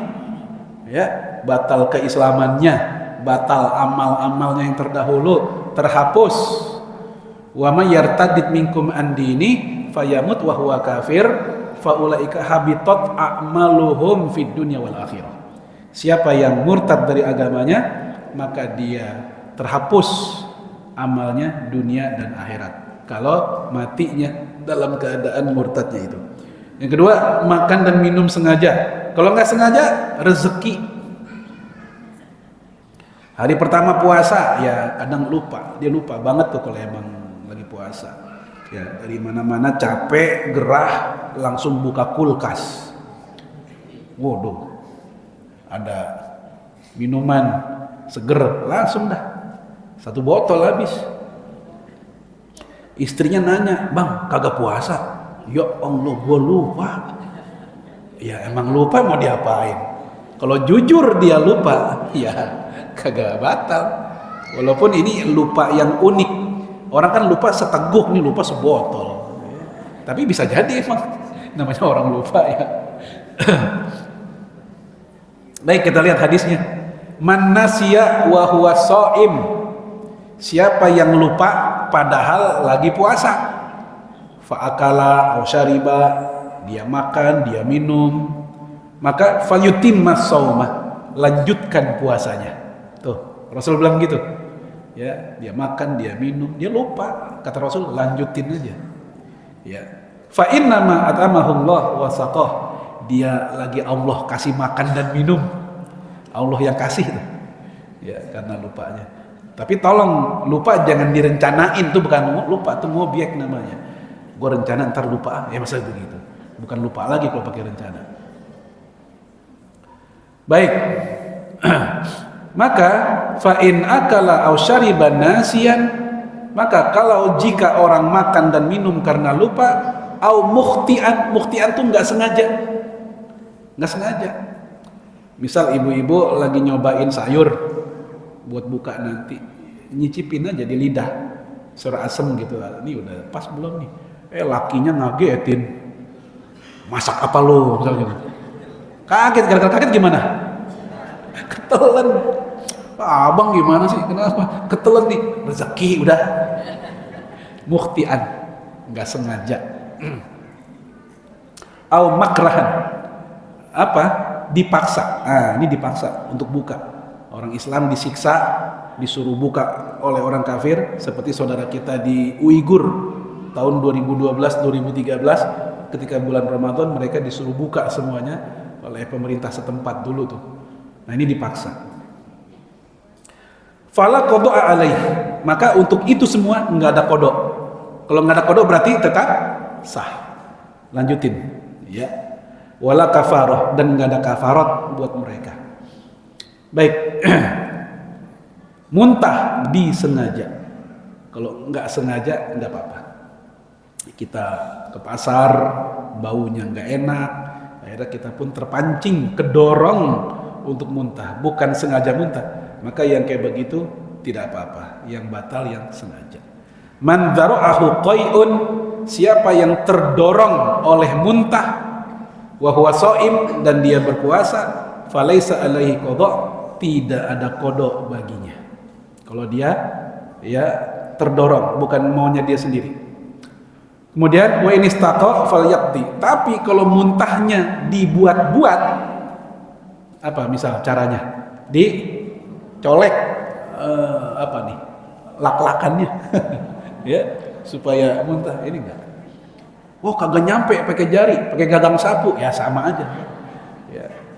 Taib, ini yang kayak gitu batal, jelas. Bahkan ini enggak ada khilafiyah. La a'lamu khilafan baina ahli ilmi. Ya, tidak aku ketahui adanya beda pendapat di antara ulama, alias sepakat gitu. Bahwa fi anna man dzara'ahu alqai, orang yang terdorong oleh muntah, fa innahu la qada'a alaih, tidak ada qada buat orang itu. Wala fi anna man istiqa amidan fa alaihi alqada. Demikian pula tidak ada beda pendapat, orang yang sengaja muntah maka wajib baginya qada. Baik, yang keempat haid dan nifas. Ini udah jelas tadi, udah kita bahas. Hatta haidnya detik-detik menjelang buka. Ya, lagi puasa, udah siap mau buka, anggaplah tinggal 5 menit lagi azan maghrib, berasa tuh ibu-ibu, nih gue kayaknya ini nih, nah gitu, langsung kamar mandi ngecek, bener, batal bu?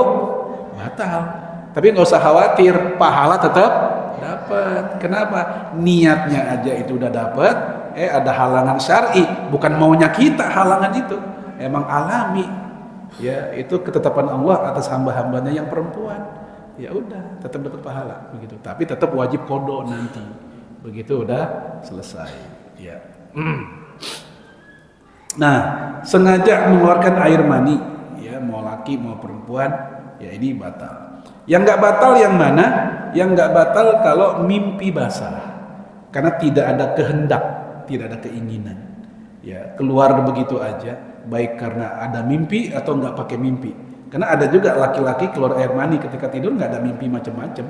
Biasa aja karena memang mungkin sudah penuh ya kantung air maninya, keluar sendiri bisa. Nah, yang kayak gini karena tidur dia tidak batal. Rufi al-qalam anis salaf, Allah angkat kesalahan dari 3 orang, salah satunya adalah an-naim hatta istaiqidha, orang tidur sampai dia bangun. Ya, nah ini disebutkan contoh seperti mencium istri, memeluknya baik dengan tangan kayak atau yang lain, maka ini membatalkan puasa, wajib qada. Ya. Lalu bagaimana kalau enggak begini? Tapi sadar, tidur enggak tidur, sadar. Dia enggak mencium, enggak memeluk, tapi mikirin, menghayal. Hayalannya yang porno-porno hingga sampai keluar air mani. Apakah ini batal? Yang ini khilafiyah. Yang model kayak gitu khilafiyah. Sebagian mengatakan sama seperti hukum mimpi basah, yaitu tidak ada aktivitas fisik, maka dia tidak batal. Sebagian mengatakan tetap batal. Ya. Nah, ada nggak ulama yang mengatakan nomor 5 ini walaupun sengaja dikeluarin tidak batal. Ada pendapat Imam Ibnu Hazm, mazhab Zohiri. Ibnu Hazm sengaja mengeluarkan air mani, ya itu tidak batal, kata Imam Ibnu Hazm. Tapi memang ini bertabrakan dengan empat mazhab itu. Empat mazhab mengatakan batal. Yang keenam, berniat ingin batal, walau sampai terbenam matahari tidak makan dan minum. Udah niat nih, ABG misal nih, aduh gue lapar banget nih, mak bapak lagi kagak ada, gue pengen makan nah gitu, pengen batal dia. Begitu buka tudung saji, emaknya lewat, ayo ngapain lu? Nggak mah ngukur meja, ngakunya ngukur meja, padahal lagi pengen batal. Nggak jadi tuh makan minum, nggak jadi sampai malam, udah batal nih orang. Kenapa? Karena kehilangan satu rukun. Niat udah rukun, udah kita bahas tadi, rukunnya udah roboh, dia udah batal gitu. Tapi ingat ya, niat, bener-bener niat, bukan sekedar lintasan pikiran. Kalau lintasan pikiran belum niat, itu namanya khawatir atau khotorot dalam bahasa Arabnya, lintasan. Niat itu azmul qalbi, adanya tekad di hati, ada tekad dia pengen batal, nggak jadi gara-gara ketahuan. Nah, kalau sekedar lintasan pikiran doang pengen batal, itu nggak termasuk, ya. Karena Rasul mengatakan, innallaha tajawaza, Allah membiarkan ma khatara fi nafsi abdi, ya apa yang terlintas dalam jiwa hambanya, ya malam yakun, selama itu lintasan, ya takallama aw amala, selama itu lintasan belum menjadi omongan dan belum menjadi tindakan. Baru lintasan doang nggak dihitung apa-apa. Baik, yang ketujuh, nah ini khilafiyah ini, makan minum jima dikira udah maghrib, padahal belum. Mungkin gara-gara mendung cuacanya, ini udah maghrib apa ya, udah gelap banget ini, tapi kok azan belum kedengeran. Emang bang lagi mati lampu, TV kagak nyala juga. Oh gitu, jadi nggak ketara nih azan. Enggak, apalagi zaman dulu. Atau mungkin bapak-bapak yang lagi di kendaraan umum, ngeliatin di luar udah gelap tapi azan belum, ya ngirain udah maghrib. Akhirnya udahlah, mungkin udah ini kali, kita makan. Habis makan lah terang lagi, ternyata tadi mendung doang. Mendung lalu hilang gitu. Ini gimana? Baik, mayoritas ulama mengatakan batal. Ini menjadi pendapat empat mazhab. Sementara Ishaq, Daud dan Ibnu Hazm atau Urwah, Hasan al-Basri dan Mujahid, mereka mengatakan itu tidak batal. Anna saumahu sahih wala qada'a alaih, puasanya tetap sah dan tidak ada qada. Apa alasan mereka yang bilang tetap sah? Karena tidak tahu, nggak ngeh, ya dia salah kira lah, salah sangka intinya, dikira udah padahal belum. Baik, kenapa mayoritas ulama mengatakan batal? Ada kasus dari Umar bin Khattab. Umar bin Khattab ngalamin, dia tidur sore, bangun-bangun gelap, dia pikir udah maghrib, maka dia pun buka. Ini Umar. Begitu dia keluar rumah, kaget dia, kok orang-orang nggak ada yang buka.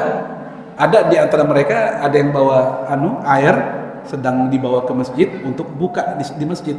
Kata Umar, ini udah maghrib? Belum maghrib. Nanti ternyata Umar kaget, wah. Akhirnya Umar pun mengqadha di hari yang lain. Ini menandakan itu batal. Sebab kalau tidak batal, Umar akan melanjutkan puasanya. Ternyata dia mengqadha di hari lain. Nah, dari situ pendalilan empat mazhab bahwa itu batal. Baik, anak kecil ikut puasa udah kita bahas tadi, bahwa mereka tetap dapat pahala dan orang tuanya juga dapat pahalanya. Nah, sakit udah sedikit kita bahas juga tadi. Sakit seperti apa yang boleh tidak puasa? Itu semua jenis sakit. Ada dua pendapat ya. Yang pertama, semua jenis penyakit walaupun ringan. Ini pendapat siapa? Udah saya sebut nama-namanya, Ibnu Sirin, Imam Bukhari, Imam Atha, Ibnu Hazm, yang mana penyakit ringan bagi mereka boleh untuk tidak puasa. Nah, yang kedua, sakit berat. Ini pendapat umum dan saya pribadi ikut pendapat ini supaya orang tidak gampang-gampangin masalah puasa yang berat. Ya. Kita lanjut lagi, safar. Safar yang bagaimana boleh tidak puasa? As-safar al-mubih lil fitri, safar yang membuat boleh untuk tidak puasa, huwa safarul ladzi, yaitu safar yang taksuru shalah bisababihi, yang membuat salat boleh dikosor. Nah, ketika salat udah boleh dikosor, maka dengan jarak segitu pula puasa udah boleh bagi dia untuk berbuka atau tidak berpuasa. Mau kemana bang? Pulang kampungnya ke Bandung. 100 sekian kilo. Udah boleh kosor belum? Boleh, karena kosor itu pendapat jumhur adalah 88,656 km, hampir 90 kilo. Maka kalau kayak gitu dia udah boleh untuk berbuka atau tidak berpuasa. Tapi dia fisiknya masih kuat. Apalagi ke Bandungnya naik bus. Ada setengah jam nyampe. Ada yang pernah nyobain belum? Ya, katanya dari sini ke sana setengah jam doang ke Bandung. Ya, kita ngobrol sama ngopi sebentar udah nyampe itu. Capek nggak? Nggak capek, apalagi sejuk kan, sejuk, adem. Nah, kira-kira pas keluar dari stasiun masih seger nggak? Nah, kalau gitu nerusin apa mau batal? Terusin aja ya. Wa antasumu khairul lakum, berpuasa itu lebih baik bagimu. Tapi kalau dia pulang kampung yang nggak pakai wus, dia pakai kereta yang zaman dulu tuh, yang desek-desekan, udah kayak pepes teri dah. Kita gabung sama orang, masuknya lewat jendela, bawa anak, bawa kerdus, macam-macam. Dan bukan ke Bandung lah, anggap ke Surabaya. 12 jam itu. Capek? Capek banget. Kalau kita nggak puasa gimana? Ambil dah rukhsahnya. Nah, ternyata Rasulullah pernah dua-duanya. Dalam riwayat Imam Ibnu Abi Syaibah dari Ibnu Abbas, Rasul pernah berpuasa ketika safar, Rasul pernah juga enggak puasa ketika safar. Jadi dua-duanya Nabi pernah. Jadi Bapak Ibu bisa milih, ya. Kita kaitkan juga dengan kondisi kita. Kalau kondisi fisik kita kuat, lanjutin aja. Kalau enggak kuat, nggak apa-apa, kita ambil. Terus bagaimana kalau safarnya dengan alat transportasi yang canggih, yang safar itu nggak kayak lagi zaman dulu, nikmat, ya, nyaman. Maka jamaah sekalian, ini tidak menganulir rukhsah. Rukhsah memang nikmat dari Allah, itu hidangan. Walaupun sekarang udah canggih transportasi dan juga nyaman, yang penting jaraknya terpenuhi, maka dia tetap boleh mengambil rukhsah tersebut. Bahkan kalau dia mau ngambil dan kondisi dia lagi susah, itu lebih baik. Sekali lagi, sehatnya lagi susah, kurang sehat, lebih baik dia ambil rukhsah. Karena Rasulullah kalau dikasih dua pilihan, pasti dia akan milih yang lebih ringan. Begitu. Ya, ini kita lewatin. Ya, ini sudah kita bahas tadi juga, ya. Bolehkah makan sebelum safar bagi yang tidak puasa karena safar? Dia mau mudik, kampungnya tadilah di Surabaya. Ya, boleh nggak dia sudah makan di rumah sebelum berangkat? Ataukah dia berangkat aja dulu? Ya, berangkat dulu. Nah, begitu di perjalanan atau di rest area udah mulai berasa capeknya, apalagi ngalamin kayak Brexit yang dulu tuh, ya. Maka apakah saat itu dia buka? Ternyata jamaah sekalian, boleh dia sudah tidak berpuasa walaupun belum berangkat. Ini dalilnya. Hadis Imam Tirmidzi, sanadnya sahih. Ubay bin Ka'ab bercerita, saya menemui Anas bin Malik dan dia hendak safar.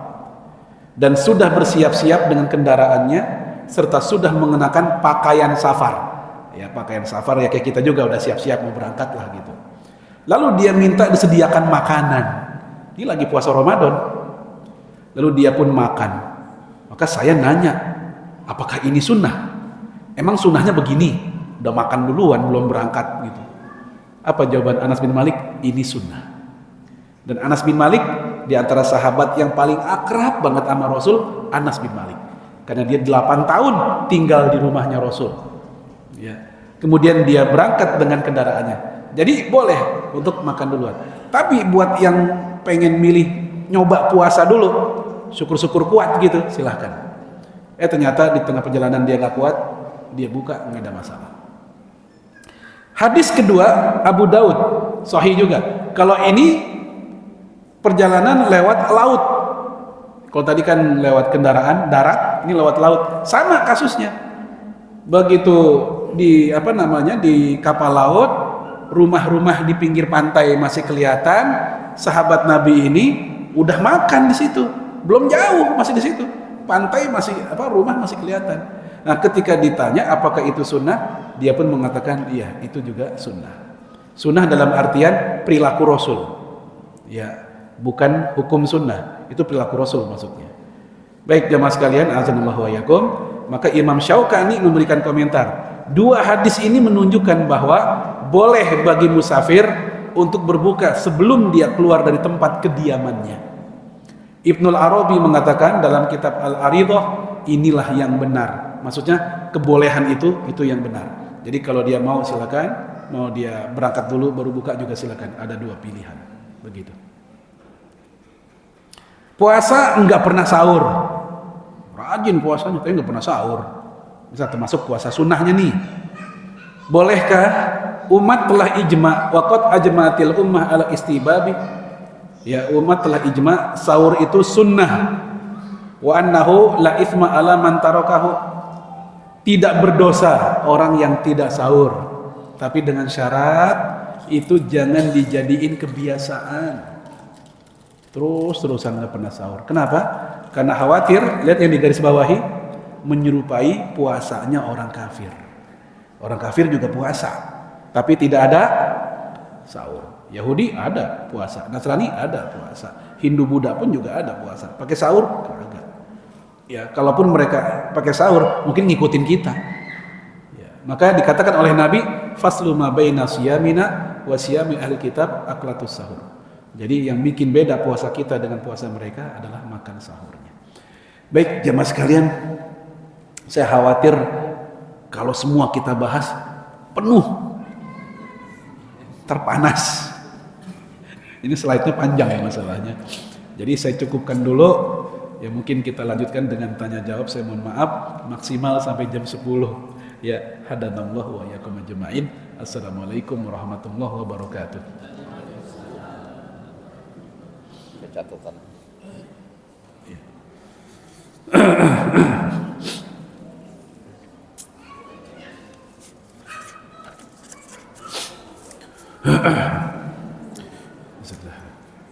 Baik, Bapak Ibu sekalian, ada pertanyaan.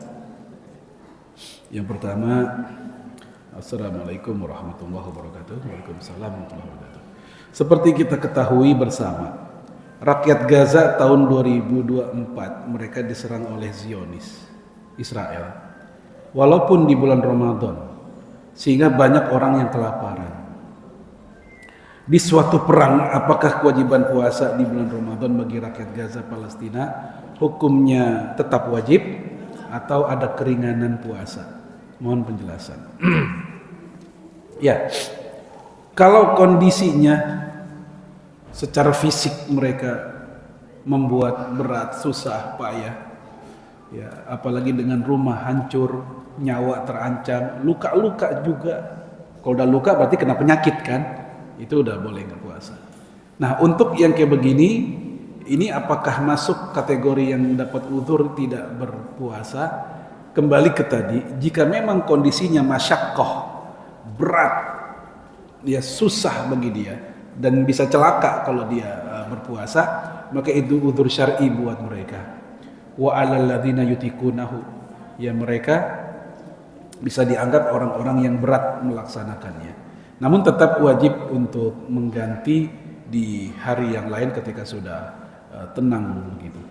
Baik jamaah sekalian, lagi pula mereka ketika pun wajib puasa mau makan apa? Makanan kagak ada juga. Kan ada tuh pertanyaan dari seorang bapak-bapak ketika perang Syria. Perang Syria di Suriah. Pertanyaannya adalah, boleh nggak kita puasa nggak sahur dan nggak buka?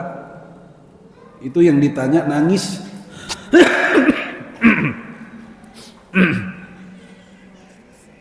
Kenapa? Ya karena emang nggak ada makanan, sahur nggak ada, buka juga nggak ada. Boleh nggak puasa kayak gitu? Si syekh tersebut nangis dulu baru ngejawab. Boleh. Kenapa? Karena bukan maunya kita kondisinya. Yang penting dia udah niat puasa tapi nggak ada makanan buat buka, nggak ada makanan buat sahur.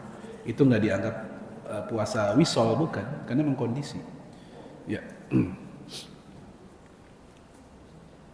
Kemudian yang kedua, jika seorang bapak mempunyai pekerjaan jarak jauh lebih dari 88 km dan yang bolak-balik antar daerah dari Jawa ke Sulawesi, Sumatera, Kalimantan dan lain-lain. Contohnya supir bis, supir truk, nakoda kapal dan seterusnya, apakah wajib puasa? Ya. Sebagaimana penumpang, kalau supir jarak jauh dan sudah kilometernya memadai tadi, mereka juga musafir. Musafir bukan hanya buat si penumpang, supir juga musafir. Walaupun dia balik lagi. Ya. Bagaimana kalau supirnya supir dalam kota? Angkot dalam kota. Sehingga dia nggak disebut musafir karena secara jarak di situ-situ aja. Walaupun pas muter-muter bisa jadi 100 kilo. Ya pas muter-muter ya. Maka kalau di sudut pandang kagak puasa gara-gara safar, nggak termasuk karena dia bukan musafir. Tapi kalau nggak puasanya gara-gara capek, lelah, payah, kayak tukang, ya, maka para ulama mazhab Syafi'i mengatakan untuk yang model kayak gini jangan dulu tidak puasa, jangan puasa dulu, cobain dia puasa. Ketika di detik-detik, anggaplah di jam berapa, udah jam 10 atau jam 12, udah nggak kuat lagi karena panas, ya ngaduk-ngaduk, nyemen segala macam, gotong-gotong dan seterusnya, termasuk si supir tadi, ya dia seperti itu, udah panas susah, baru dia buka. Ini kalau yang di dalam, karena hitungannya dia bukan musafir, beda. Tapi kalau hitungannya yang musafir, baru kena rukhsah safar, ya. Jadi begitu untuk masalah supir. Dia dirinci dulu supir yang kayak apa, kemudian kalaupun berat dia melaksanakan kayak tukang, maka para ulama mengatakan dicobain dulu, usaha dulu, nah, baru kalau benar-benar udah mentok nggak mampu, baru dia ya buka dan ganti di hari lain. Kemudian dalam tradisi dan adat Jawa, di mana ada beberapa masyarakat melakukan puasa mutih. Puasa mutih dilakukan selama 40 hari. Di saat sahur dan buka hanya makan nasi dan minum air putih. Bagaimana hukum? Nah, udah kita bahas barusan. Ya, yang kayak gini laisa minal Islam. Ya, jadi bukan puasa dalam Islam. Nggak ada syariatnya. Itu puasa ala kejawen ya. Ya. Jadi nggak ada nilai apa-apa di dalam Islam. Yang kedua, bagaimana tata cara mengganti puasa orang yang sakit dan meninggal di bulan Ramadan? Karena orang tersebut sakit parah sehingga tidak bisa puasa. Rasul mengatakan dalam hadis Sahih Muslim, man mata wa alaihi siyam, siapa yang meninggal dan dalam keadaan ada kewajiban puasa yang dia tinggalkan, contoh tadi yang meninggal di bulan Ramadan, dia meninggal tanggal 10 Ramadan misalnya, sempat ngerasain Ramadan puasa 2 hari, lalu sakit selama 8 hari misalnya, sehingga dia nggak puasa tuh 8 hari. Adapun 20 hari lainnya udah nggak dihitung karena dia sudah wafat gitu. Maka kata Rasul, ya fa qada'a alai warithuhu. Ahli warisnya hendaknya mengqada'kan puasa untuk dia. Nah, para ulama berbeda pendapat tentang hadis ini. Pertama yang mengatakan, ini pendapat jumhur, yang wajib adalah fidyah. Loh, hadis tadi kan nyebut qada'. Itu hadis lagi ngomongin tentang puasa nazar, bukan puasa Ramadan. Itu kata pendapat pertama. Yang wajib adalah kita fidyahkan. Berapa hari dia nggak puasa? Anggaplah 8 hari tadi. Dia sempat ngalamin 10 hari Ramadan, sempat puasa 2 hari, sakit 8 hari, 8 hari difidyahin. Ya. Ini pendapat pertama. Pendapat kedua mengatakan yaitu puasa sesuai teksnya. Puasalah ahli warisnya. Loh, itu hadis katanya buat orang puasa nazar. Kata kelompok kedua, enggak. Itu hadis lagi ngomongin Ramadan. Pendapat siapa? Imam Nawawi. Kata Imam Nawawi, pendapat yang lebih kuat adalah ini lagi ngomongin tentang kewajiban puasa Ramadan. Maka tetap qada. Dikodoin oleh siapa? Ahli warisnya. Misal dia punya anak berapa orang, ya udah bagi-bagi dah. Abangnya 2 hari, kita 2 hari, siapa supaya ketutup 8 hari misalnya. Ini pendapat yang kedua. Pendapat ketiga kata Imam Son'ani mengatakan boleh opsional. Dia memilih fidyah silakan, qadha saja juga silakan. Itu untuk yang sudah wafat dan dia masih ada hutang atau kewajiban puasa yang dia tinggalkan.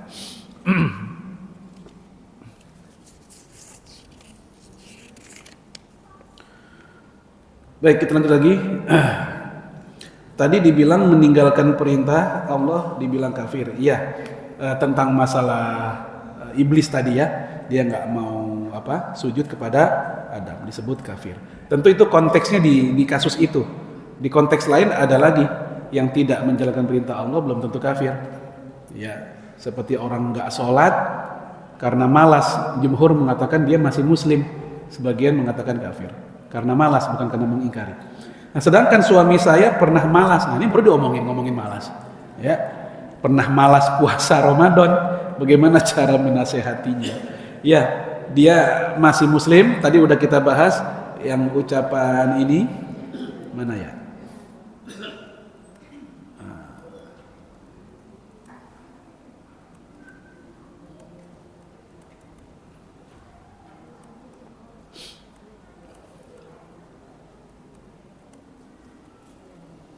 Nah, ini dia. Ya, ini yang karena malas. Ya, bagaimana cara menasehatinya? Emang kadang kalau istri nasehatin suami, banyak suami yang gengsi, Bu. Bener ya? Ya, kadang ngerasa, mohon maaf bapak-bapak ya, kan saya juga bapak-bapak masalahnya. Ya, kadang gitu ngerasa, lu orang perempuan tuh apa sih gitu. Padahal bisa jadi emang nasihat itu ya bisa datang dari istri kita sendiri. Ya mungkin cari beberapa momen, Bu. Momen pertama, momen yang mungkin lagi enak hatinya kita nasihatin. Mohon maaf juga, mungkin juga setelah hubungan suami istri lagi sama-sama ridho dua-duanya, itu momen dinasihatin, bang besok puasa ya bareng sama saya, kan enak puasa berjamaah, misal gitu. Atau mungkin bisa dengan cara lewat anaknya.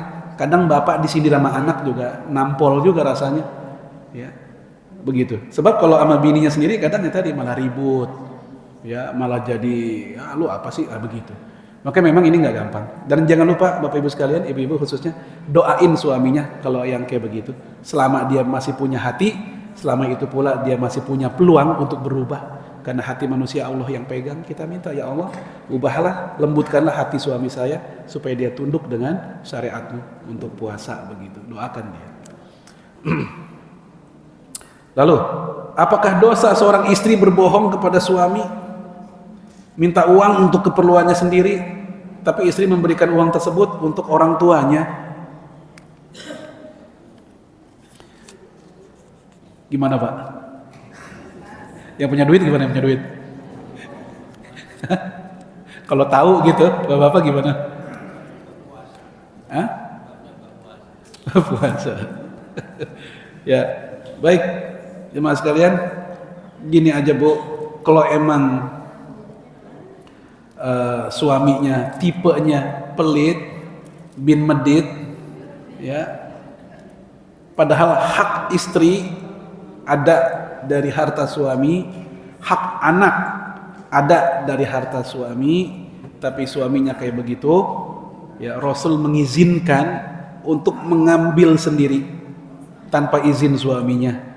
Hadis Bukhari, kasus Hindun.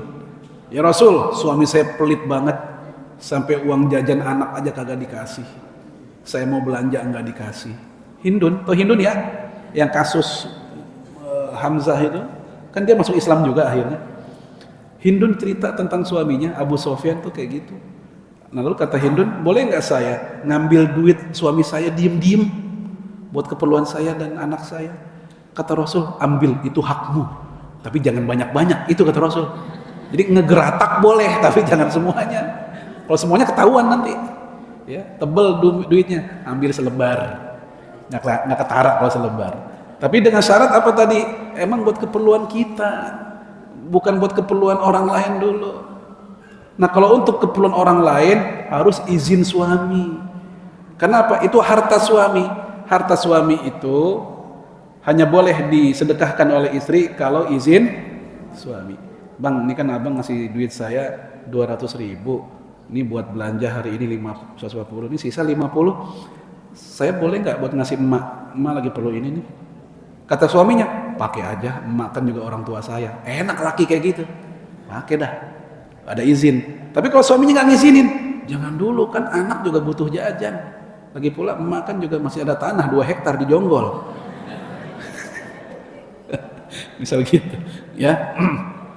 Baik, tetap izin Bu, jangan diam-diam, tetap izin sama lakinya. Kalau misal, sebab kalau ketahuan pasti suaminya akan marah, malah jadi bom waktu nanti, jadi ribut mereka.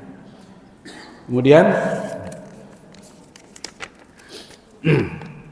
jika kita baru mengetahui tentang hukum puasa, apakah kita harus membayarkan fidyah orang tua yang sudah tidak ada, yang mungkin dulu saat sakit belum membayar fidyah? Ya, berapa besarannya? Iya betul, bayar fidyah. Ya, kalau dia udah wafat kita bayarin fidyahnya. Terus gimana caranya? Kita kalau nggak tahu jumlah berapa hari yang dia tinggalkan, maka menggunakan zonnur rajih, pendekatan menduga dengan dugaan kuat. Ngobrol sama teman sama abang kita, sama adik kita, dulu emak nggak puasa kira-kira berapa lama ya?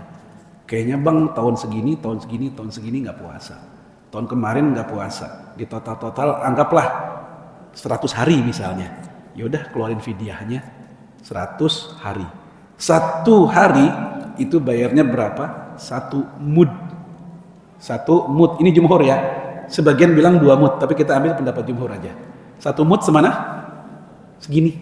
2 raupan tangan kita beginiin, ini 1 mud. Kalau dikonversi ke kilogram, Syekh Wahbah Az-Zuhaili mengatakan 0,6 sampai 0,75 kilogram, kurang lebih. Kalau di kita beras, kalau di kita kan beras nih. Kalau kita mau lempengin boleh nggak jadi 1 kilo aja dah? Susah ngitungnya kalau 0,75, susah ngeduitinnya gitu. Maka kalau ingin dilempengin juga bagus, silakan. Nah berarti dengan takaran segitu kita kasih ke 100 fakir miskin.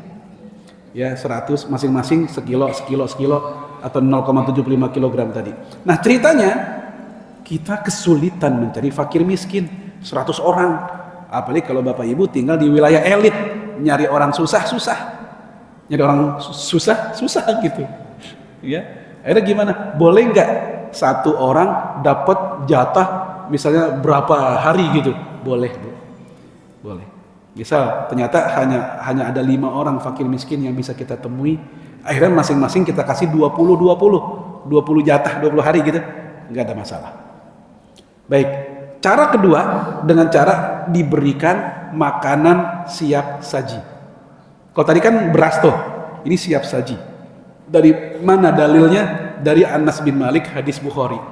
Anas bin Malik ketika dia bayar fidyah, caranya dengan mengundang fakir miskin makan bareng di rumah dia, makan bareng.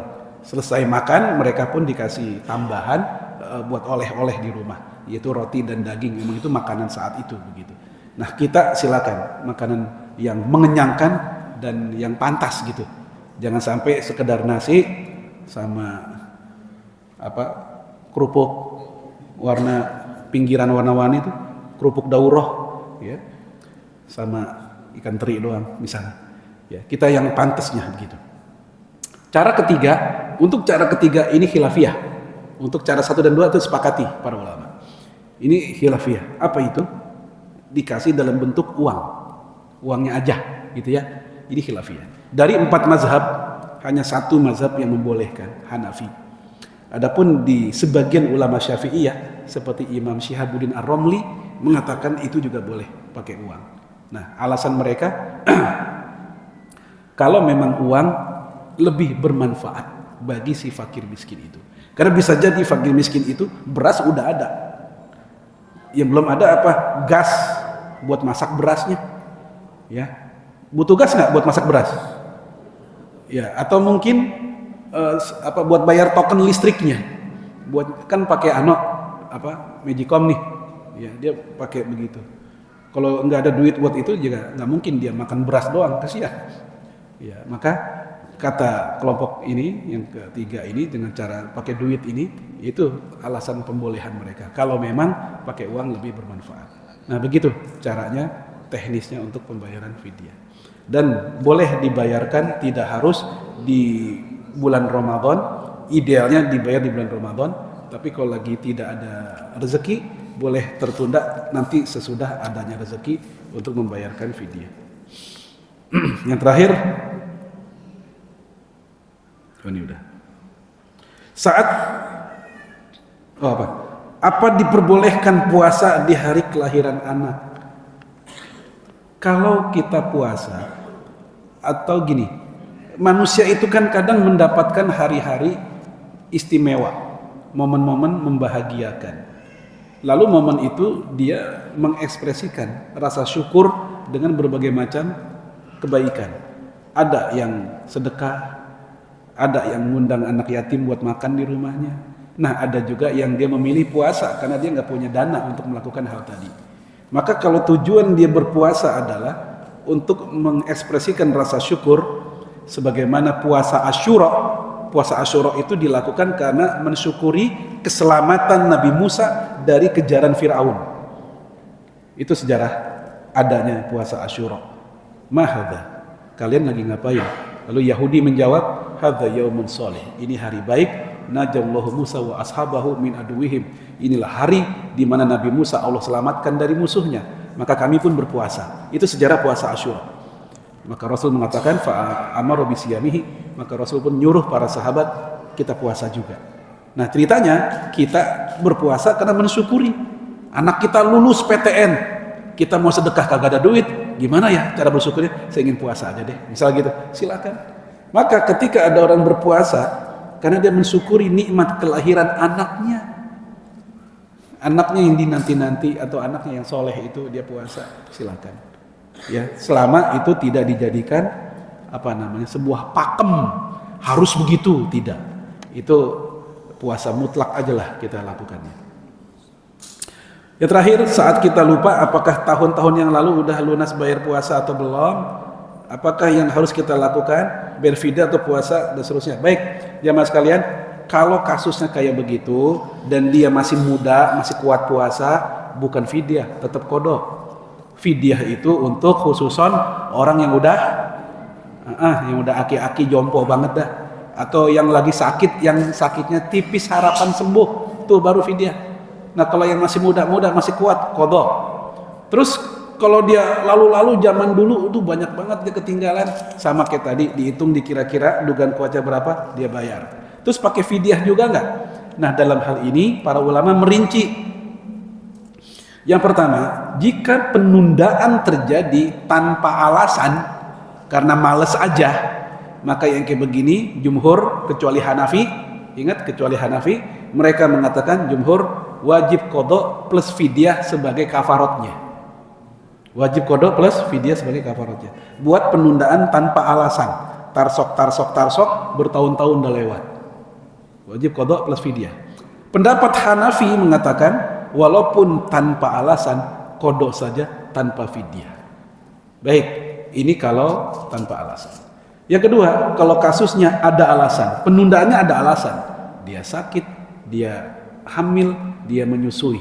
Selesai menyusui, hamil lagi. Terus begitu. Nah, akhirnya nggak bisa kodok dia, ada alasan nih. Nah, baru lowong ketika anak udah pada gede, ya udah nggak hamil lagi. Nah, yang kayak gini karena ada alasan, maka dia kodok saja tanpa ada fidyah. Itu untuk yang puasa-puasa di zaman dulu.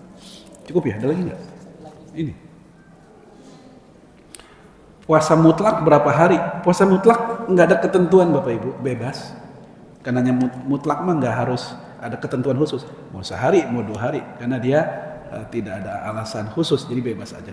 Iya, puasa mutlak tidak boleh dilakukan di hari terlarang. Yang tadi tuh Jumat, Sabtu itu nggak boleh puasa mutlak. Kemudian masa fatrah, surga dan neraka, lahir di mana? Lahir di masa fatrah, wafat ya di masa fatrah, maka dia surga atau neraka gitu kali ya. Ya.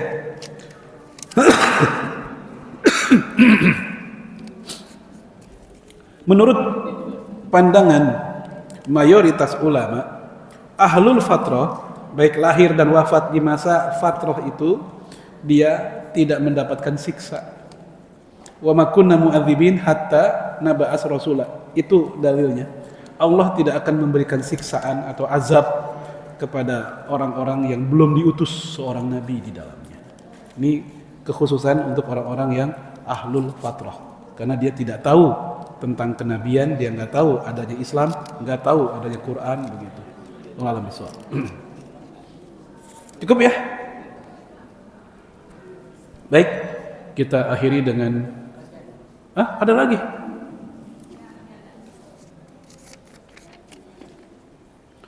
Bagaimana kalau udah batal dari syarat sahnya puasa? Apakah terusin aja makan minum atau lanjutkan puasa tapi harus qada? Kalau udah batal, ya jangan diterusin. Batal.